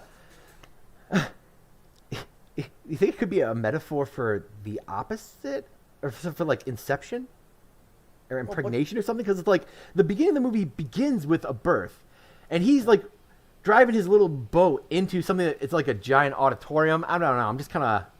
I'm wondering if this is like the opposite side of that, or if this is like death or something, where he's... Or the cyclical nature of life and death, I suppose, right? Could be, yeah. Even though he just killed his mom, it didn't seem like he's the one dying, but whatever. Assuming his mom was actually dead. I mean... Yes, because as what we've gotten from the movie so far, it seems like she has no problem lying. She's lied about his dad. He doesn't really actually know the truth about his dad. Mm-hmm. The stuff about... I mean, if we take it that he is still alive, then the stuff about him orgasming would kill him is just a lie, all of it. So, I'm still not sure that she actually was still alive after she died anyway. I was wondering... His paranoia... I'm wondering, like I said, with the other kid thing, are those just facets of his mind, or did she actually have 3 sons, like, the number 3, like the story? I don't know. Who knows? Yeah, stuff. I didn't think she'd have 3 sons. Maybe 2 sons, maybe. But the stuff with all the people too that she was using to keep tabs on him, I definitely feel like I don't know. I definitely feel like she wasn't reliable for taking whatever she says as the truth. Because if we're taking it as if this is like a narration coming from Beau, you could, if you want to do it that way. If you want, it's the way you want to analyze the film. You could see everything as being part of Beau's, paranoia or fear. So, the idea that everyone's watching him would match with that, right? Would fit with it. If it actually is happening or not, that's another story. Hard to say, right? Because you can only ever see what's going through Beau's perspective if that's, that analytical lens. And so he enters the dark tunnel, vagina, and the boat kind of just stalls in the darkness, and the lights come up, and we see that he is in a stadium on quote-unquote trial, I would say. And there's a bunch of people just watching him. There's some, like, rocks. It's really interesting looking, kind of like a Coliseum, I guess. And Larry David's cousin there says that they're there to decide guilt. And they start bringing up everything that he has to feel guilty for. Didn't you think it was interesting that the things they brought up were, like, old or not? They're kind of small things, weren't they? Mostly? Some of them. A lot of them were like, kid things. Like that's an interesting thing too. Is a lot of them are things they brought up, like things brought up when he was like a kid, which is like he's really going to be judged for that. Like, well, that's why for me when I was watching the scene, I thought it was pretty clearly like his own internal judgment of himself. Like he was going through like the way I saw it was, this moment with his mother, he finally like broke free from his mom, killed his mother from himself, escaped her for a moment. And then was confronted with it once again, and this is where the little, trial happens. And then this is where he's going to see if he's going to actually, move past it, or he's going to drown from his own guilt. And that's what happens. But that's the way I saw it, at least. I mean, that's more of his. I mean, it's not exactly literal. The literal thing is that she's still alive, and that she's, I guess, I don't know what. he even has like a defense attorney on the other side who can't yell very loud. 1-800-DEFENSE. He's got a phone number. Again, thinking that this was all like an internal monologue in his head, it makes sense, right? Like the guilt is much louder than his logic or his reasoning, because I saw the defense as like his internal reasoning. I was a kid. Of course, it wasn't my fault, or like I was afraid of what was going to happen. Like that's like logical and understandable reasoning for maybe hiding from his mom that time in the mall, for example. And how they talk about like his transgressions and stuff. They talk about it like saying how they know what he's thinking, right? And so it's not from a perspective of just his actions. It's they know what's in his mind. Yeah. Which is pretty important. So they know what he thinks. The motor is kind of like freaking out. I have a shot of that. Oh, so they keep asking like, more and more questions. One of them like, yeah, why didn't you help that guy or something? The defense attorney is saying something, and then they push the defense attorney off, and he lands on a boulder and just like dies. Yep. It's like, what? I mean, it's par for the course for this kind of movie. Yeah, and so there goes the defense. Yep.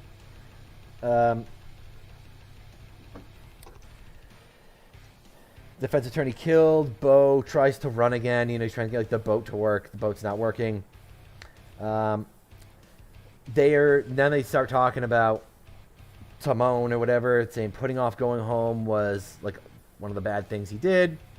They're saying, I guess if they know his thoughts, then maybe they are saying the truth, but that's what he wanted to happen. And I guess trying to make a point of like through inaction is acquiescence or something, or I don't know, is kind of agreeing, but yeah. It's definitely like, if you don't take control of your life, you're sort of accepting, think bad things that happen to you. They said that that's what he wanted, but I write down that the situation was more complicated than that, but when talked about it and these points of the movie, it's not like they don't need to discuss any of the complex parts. It's Beau is guilty for doing this, which I guess, is a part of his, like, if you want to say this is like his inner psyche, then it knows all that shit. And it's just saying, you feel guilty. Yeah. Doesn't matter if it's logical or not, but this is what you feel. If that's what's going on. And then the last thing, this was really weird because I had to take, part of this. Because I'm like, what? I forgot what the thing that really made her snap. Because she's just sitting there, like his mom doesn't really say anything at this point. She's sitting there holding on to like the hand railing, which what is, I don't know what this is supposed to mean, but, and then the thing that Larry David's cousin there says is that he gave the gift for your mother to that, like, that whore in the woods or whatever. And the bar breaks and the bar falls into the water below. And that apparently means something very big. I mean, okay, so you know how in like a lot of in some like religions and stuff, they say like when you die your soul will be weighed against like your sins, and maybe that's what the scene was trying to do or something like that, because like it's the amount of like guilt or pressure or weight or something that she has, or she feels like she has, until the bar breaks. And because once the bar breaks, it's kind of like the whole trial is over. It falls in the water, and then we hear the horns blow. Yep. Beau tries to run again. His legs are stuck. He says he can't run. Yep. The motor dies. He starts begging his mom. He's begging people to help him. And then he kind of looks, I don't know what he's looking at, because from the camera angle, he's either looking at his mom or he's just looking at something. I mean, fuck, maybe from the story, he sees one of the angel things or whatever from that story. Who knows? Yep. But then he just kind of calms down and maybe accepts it or something. And the boat flips over. And the movie just ends on the shot of the boat. First it flips over, and we just left on the shot of the boat kind of thrashing. And you can hear, I turned the volume up, so I can hear the mom in the background screaming, crying about like my baby and that kind of stuff. And then eventually the boat stops moving, and just people start moving out of the theater or whatever, and that's the end of the movie, just stuck on that boat. Well, you say moving out of the theater, I mean, this is a movie, so it's like, is that like supposed to be these people are the theater goers, I guess. I don't know. Yeah, I mean, it could be like similar to we had the Coliseum, and then we had the theater in the woods, right? Maybe there was supposed to be some sort of parallel between those two scenes of audiences, right? So, and the one line I wrote down from the play was, "To the sound of distant trumpets you awake." And, I mean, those trumpets didn't sound distant, but at the same time, he did seem to kind of, like, change for some reason once he heard them. Yep. And, I don't know, I wonder what that's supposed to mean. But, so, wrapping this all up, before we kind of just delve into it and kind of think of what our, I don't know, what any of this might mean to us, there's two different things I was kind of thinking about in terms of, like, the structure of this movie. I was wondering if this movie had to do with, like, the stages of grief. I didn't know about that because from one perspective, you could say this whole movie is kind of about him losing his mom, and his dad is already dead and that kind of stuff. The other one was Maslow's hierarchy of needs, kind of looking from the beginning of the movie, kind of working your way from the bottom up. It does make me think about that as well, of like, because the first one is physiological needs, and the beginning of the movie inside the city seemed very much focused on physical safety. The next one, safety needs, focused on resources and health and stuff like that, and the whole thing was about him healing his health. The third one being about love and belonging, and in the third one we got the whole play thing when it kind of goes over the whole thing about your family and your sense of connection and belonging and that kind of stuff, and how you will find a community and all that shit. And what the next one is about, when we go to Mom's house, that one would be esteem, and all of his problems with his mom and the girl he thought he loved, I think, have a lot of stuff to do with esteem. And then into the last one, self-actualization, where it is kind of the conclusion of the film, the desire to become the most that one can be. And maybe that's the character growth at the end of the film, is him kind of going through all of these things that he needs to be or whatever. And then at the end of the movie, we finally get him, we finally get Beau that's not afraid. And then he dies. Yeah, I don't know. It could be. I mean, that's not a bad idea, the Maslow hierarchy thing. I think, I don't know, the end, I'm not sure if I totally got it, though, as a positive conclusion. You know, I mean, it did kind of feel like he lost, or he, lost himself at the very end, kind of, but...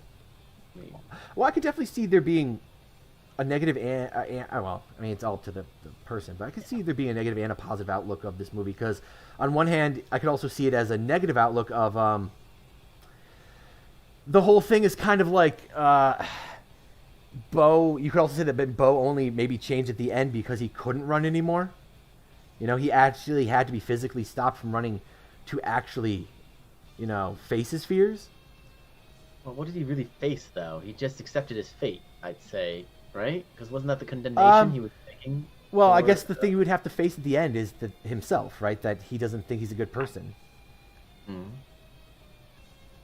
you think he thought he was a good person the entire movie long? I don't know. I mean, not sure if I got from it. I do. I think that he would think of himself as a good person, because that's what his mom made a lot of comments about. Like, you go around like a doting boy thinking you're so good or whatever, but you don't actually do anything or something like that. Which I think, if you're looking at it from that perspective, I think he would be using his inaction as a positive to say, I don't do anything bad, when really all the negative things are coming from his inaction, right? Because he's not doing anything good. Yeah, because he's not actively trying to be a better son or a better whatever person. Yeah, I can see. But when that the movie too. starts, where he's at like a home for like abused people of like drugs and stuff, then you think like, oh wait, so this guy's, he's not just like a normal person. He's not just fine. And you see like all the stuff with his mom, and you're like, oh, so this dude is like really messed up. And when we start in the movie with him at therapy, we think, oh, well, he's a guy going to therapy. He must be okay or something. Like he must be dealing with things. But no, it's the exact opposite of that.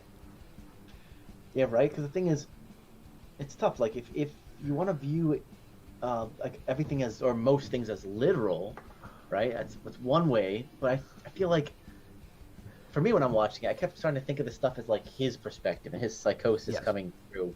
So yeah, like going to therapy was the one moment of kind of normalcy for a second in his life, and then everything else outside of it was just insanity, because that's just his mind, how it views the world through a paranoid kind of delusional lens.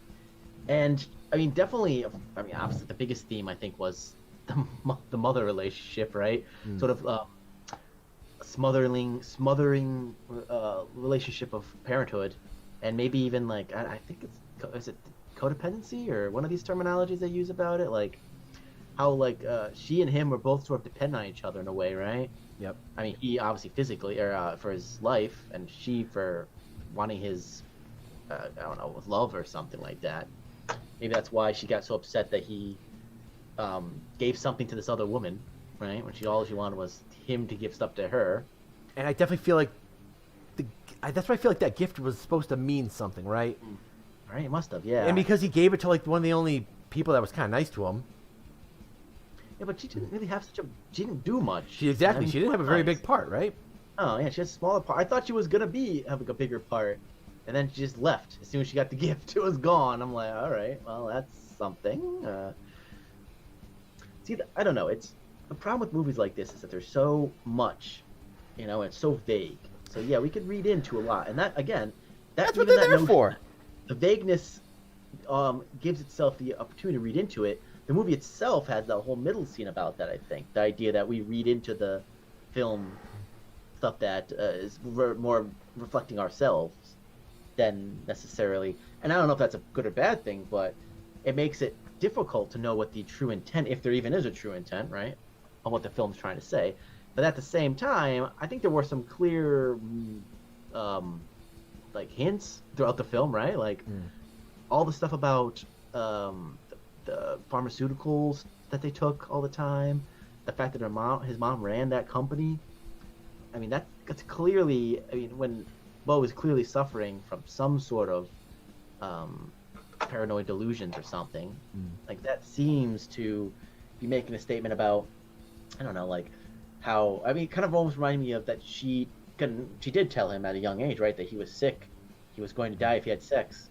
So this constant fear that she built into him. Yep.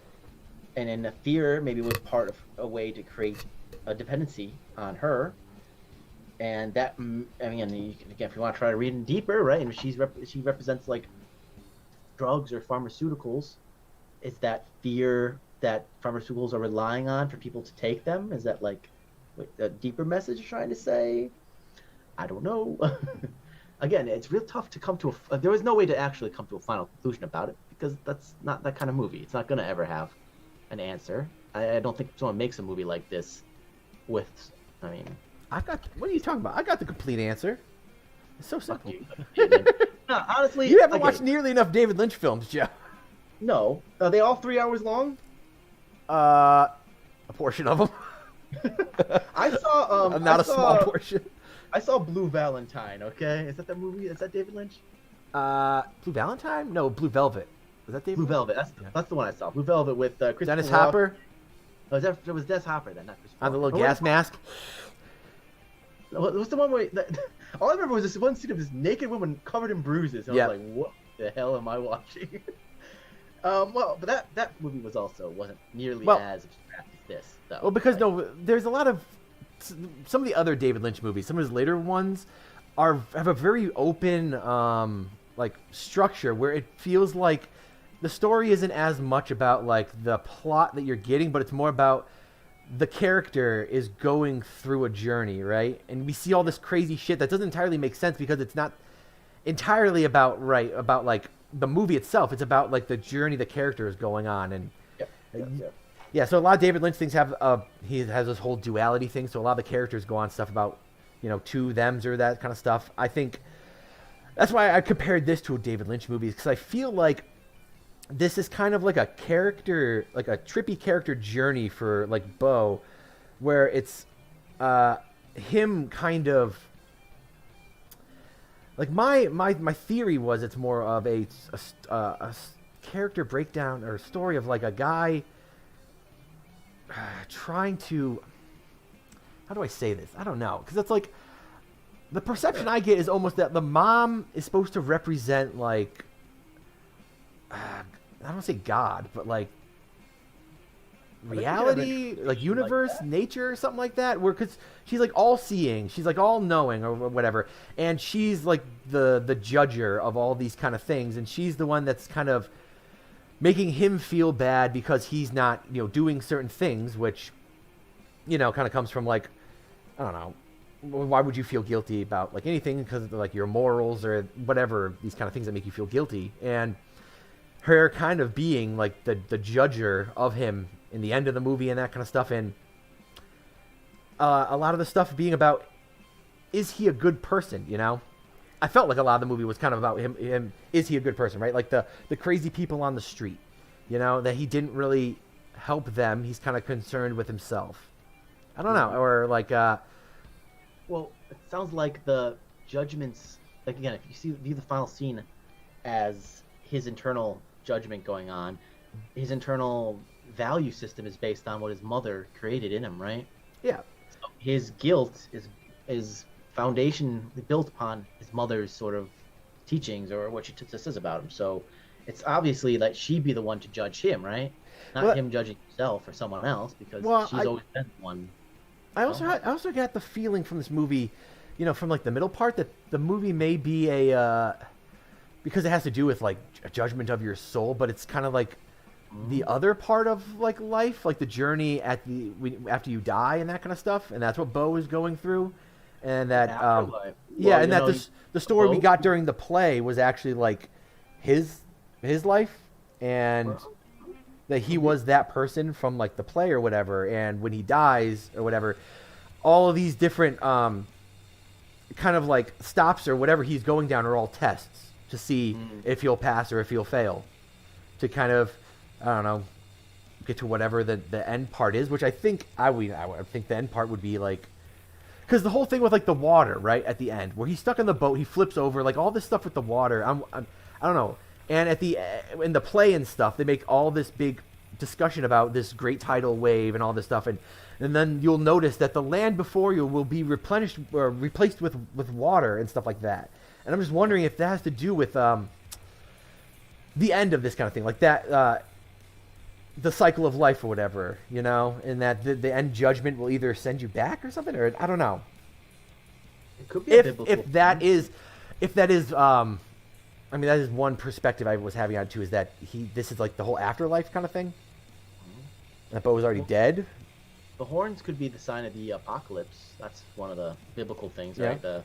Each sign is the next plague, and the last horn is the final judgment, I think, or something. So the stuff asking him about if he's had sex, and if he did have sex or whatever, it would be one of these things where he's not really.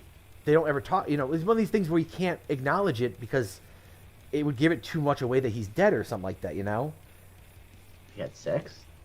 Oh, if before the movie started, like that's the whole thing, is, he's already dead. Like, say, I don't know, though. Because the movie begins with, like, a birth, right? So we imagine that's, like, the birth of Beau, but I almost picked it up as that's the last scene of the movie, just put first. And so that birth takes place after the end of the movie. I don't know. Like, I think could be either way, but I think we're reading too much into it. Think about this for a second. If you were Ari Aster and you wanted to make a movie where the main character was dead, is this really the way you would do it? Would you really have a middle scene where the actual part of their lives is what's happening, and then the other parts are like, I don't know. I feel like you would do a different style movie if that's kind of what you were trying to go with, that he was dead and this is like his recollections or his revelations or his, I don't know, moments in the afterlife. Yeah. Maybe I'm wrong, but well, probably because honestly, what I really think I think this movie's more like just like a David Lynchian kind of movie of a character going through like his psyche or something like that, and it's about the end of the movie is about him trying to like basically like let go, right, of the guilt, and yeah, that's what I because guilt is the biggest thing, right? And you either let go of the guilt or you don't. I don't know. I mean, like, I guess I felt like there was times where, when I was watching the movie, I kept thinking, oh, this is like, again, like, is it like a literal, like, supposed to be representation of stuff? Like, again, going through the tunnel, like, is he going through stuff, like, he's coming out the other end. That's like a saying. Like, is that literally what, because I can imagine, But then he immediately gets judged. I know. On the other side. As a screenwriter or as someone writing a script, like, you want to be like, oh, let's do a metaphor for this or something. I feel like that's easy to do, than it is to say, like, let's do something complex, like a crazy, I don't know. Like, you want to literally say, like, I feel like sometimes that's how simple the metaphors can be. What if it be simple as like at the end he's underwater, like he's literally underwater, not like he's literally underwater, but like he's like underneath, he's lost under his mental or his depression, let's say, or something, or his, I don't know, that could also just be reading into it, but of course we have to read into it, that's all we can do with this movie. But I mean, sometimes when I'm watching it, that's some of the things I was looking for, stuff like that would be like almost literal metaphors, and you're like, is that like trying to be the hints that they're trying to give us? Or it's the other side of, it is a judgment, but it's about a person failing their judgment or whatever. He that's why he gets flipped over and he goes the other side and the whole thing. Because another thing I always try to remember is the movie's called Beau is Afraid. So guilt and fear, I think, are two big things that are the movie's about. And so I felt like also. Sorry, go ahead. No, so I feel like the movie was trying to say that maybe the fear is why he felt so guilty or something like that. Because it's like all the moments where he was, I don't know. The fear, I think, would have been part of the guilt. No, I don't know. I felt the guilt was there first, and then the fear. Oh, but no, I would want to say that the fear was there first, which led to the guilt, like the fear of leaving the keys, which lead to the guilt of him not being able to go. Then asking him. I think that's more like, because again, when I still think from that scene, I think he actually didn't forget the keys. The way I think of it, when I see the film. I mean, there's no 100% way to know, right? But I get more the sense that it was something like he just actually didn't want to go, or got paranoid about it and just didn't do it. And then, he really actually didn't want to do it. And it's coming out sort of as like subconscious, ways. That makes sense. I don't know. I mean, it's crazy. I got the other side of that, where I felt like everything happened too specifically, that I felt like everything was kind of set up the whole movie long to constantly test Beau, which made me feel like it was maybe about spirituality or God or something like that, because it's almost to a crazy level, right, where everybody's working for this thing, kind of like how if you believe in God, everybody's working for God or something like that. Like we're all under this bigger organism of Beau's mom or whatever that is. Well, could it be like the story of Job? Job or whatever, like kind of like the idea that God's like tormenting this person to prove their faith. Yep. I mean, because it definitely feels like bring up tests like a couple times in the film, and Beau making the wrong choices, and bad things are always happening to him. It seems, of course, it doesn't seem feasible that this many bad things could possibly be happening to him, right? Yeah, but, to a comical level, and he doesn't seem to really do anything to stop any of it. Yeah, that's a good point, right? He just runs. That's basically it. Well, again, because of the fear, right? Like he can't confront any of his fears. That's why he's in therapy, I guess, or whatever. Or because he's the kind part. Like that's another theory I have too. Is if it's about a specific person, this Beau or whatever.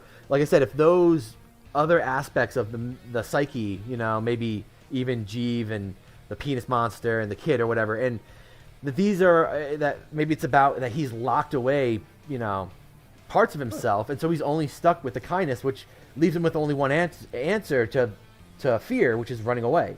Because maybe you need courage and ambition to fight things or to be brave. What did you say? The kind stuff. I thought more passive, but kindness, I guess. I'm basically only going with that one because out of the three, that's the closest I feel like Beau matches. Dimension. Yeah. But kindness, ambition, and courage. But who is ambition? Like I said, I was gonna say if somebody was ambition, it would probably be the penis thing, because I think you could probably put ambition and sex together. I mean, I guess so. Yeah, you're ambitious to do so. Yeah. Oh man. Unless you want to say Jeeve, but I don't know Jeeve's entire point of the movie. Oh God, who knows what Jeeves was up to? I should put a funny name. Oh, right. I think I'm going to end in a few minutes here. All right. So yeah, any last things you want to wrap up with? We could probably just. Well, I mean, again, okay. I'll be honest. It's not exactly my kind of movie. Oh no, it isn't. No, not my favorite type. I mean, I like something art, abstract, but I feel like the problem with some abstract art, which I would consider this abstract art, is that it's a little bit too open for interpretation, and I feel like being that open for interpretation is almost a sort of crutch in a way. Like, you don't have to really make a movie with a strong point or anything, where you can just do something vague and then say, well, that's what I meant, or that's not what I meant. Like, you know what I mean? Like, it's also simpler for mistakes to get through. And not to say that he made mistakes. This is obviously a very well-made movie, but, like, you can, because of your vagueness, there's no real strong message coming through. So things that don't necessarily fit, you just can say, I just don't understand how they fit. I must not get it, or whatever. I could think again. When you look at art, it's just like splotches of paint on the wall. You can see, you can make statements about it, but you're never going to be 100% sure if you're right or not, right? You can do your best, and you might even be close, or maybe you are right. I don't know. The thing is that, like, I guess for me, I want to, if I'm going to watch a movie like this, I'd rather be a little shorter than 3 hours. Like, I like the one you make, the Wrath of God one, because that was also a little bit abstract, even though it wasn't that much abstract. But like, it was short though; it was an hour and a half. So after an hour and a half, you can really sit back and think about it, and maybe put all the pieces together. A movie like this, for 3 hours long, I mean, unless you're gonna like do what we just did right now and sit and talk for 2 or 3 hours about it, it's really hard to grasp that all in one viewing. You know, it really is like a labor you have to go through. Yeah. Truly. But it's a labor that you might not ever come to a satisfactory conclusion with either, which sometimes can bother me. But again, like, I read obviously long books, and some of these books also don't necessarily have very clear-cut answers for them or interpretations of them. But I will say, obviously, it was beautifully shot, and I mean, I loved Hereditary, and I didn't see the Midsummer yet, but clearly, this guy knows what he's doing when it comes to making films. I'm kind of glad he had an opportunity to make something like this. What else to say about it? But, I mean, he could have cut parts out of it. That's all I'm gonna say. I mean, Yeah.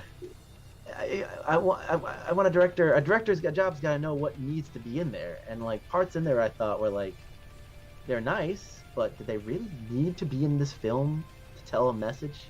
To tell that message? He made a bunch of successful movies recently, so I think this was probably a project they just let him do what he wanted.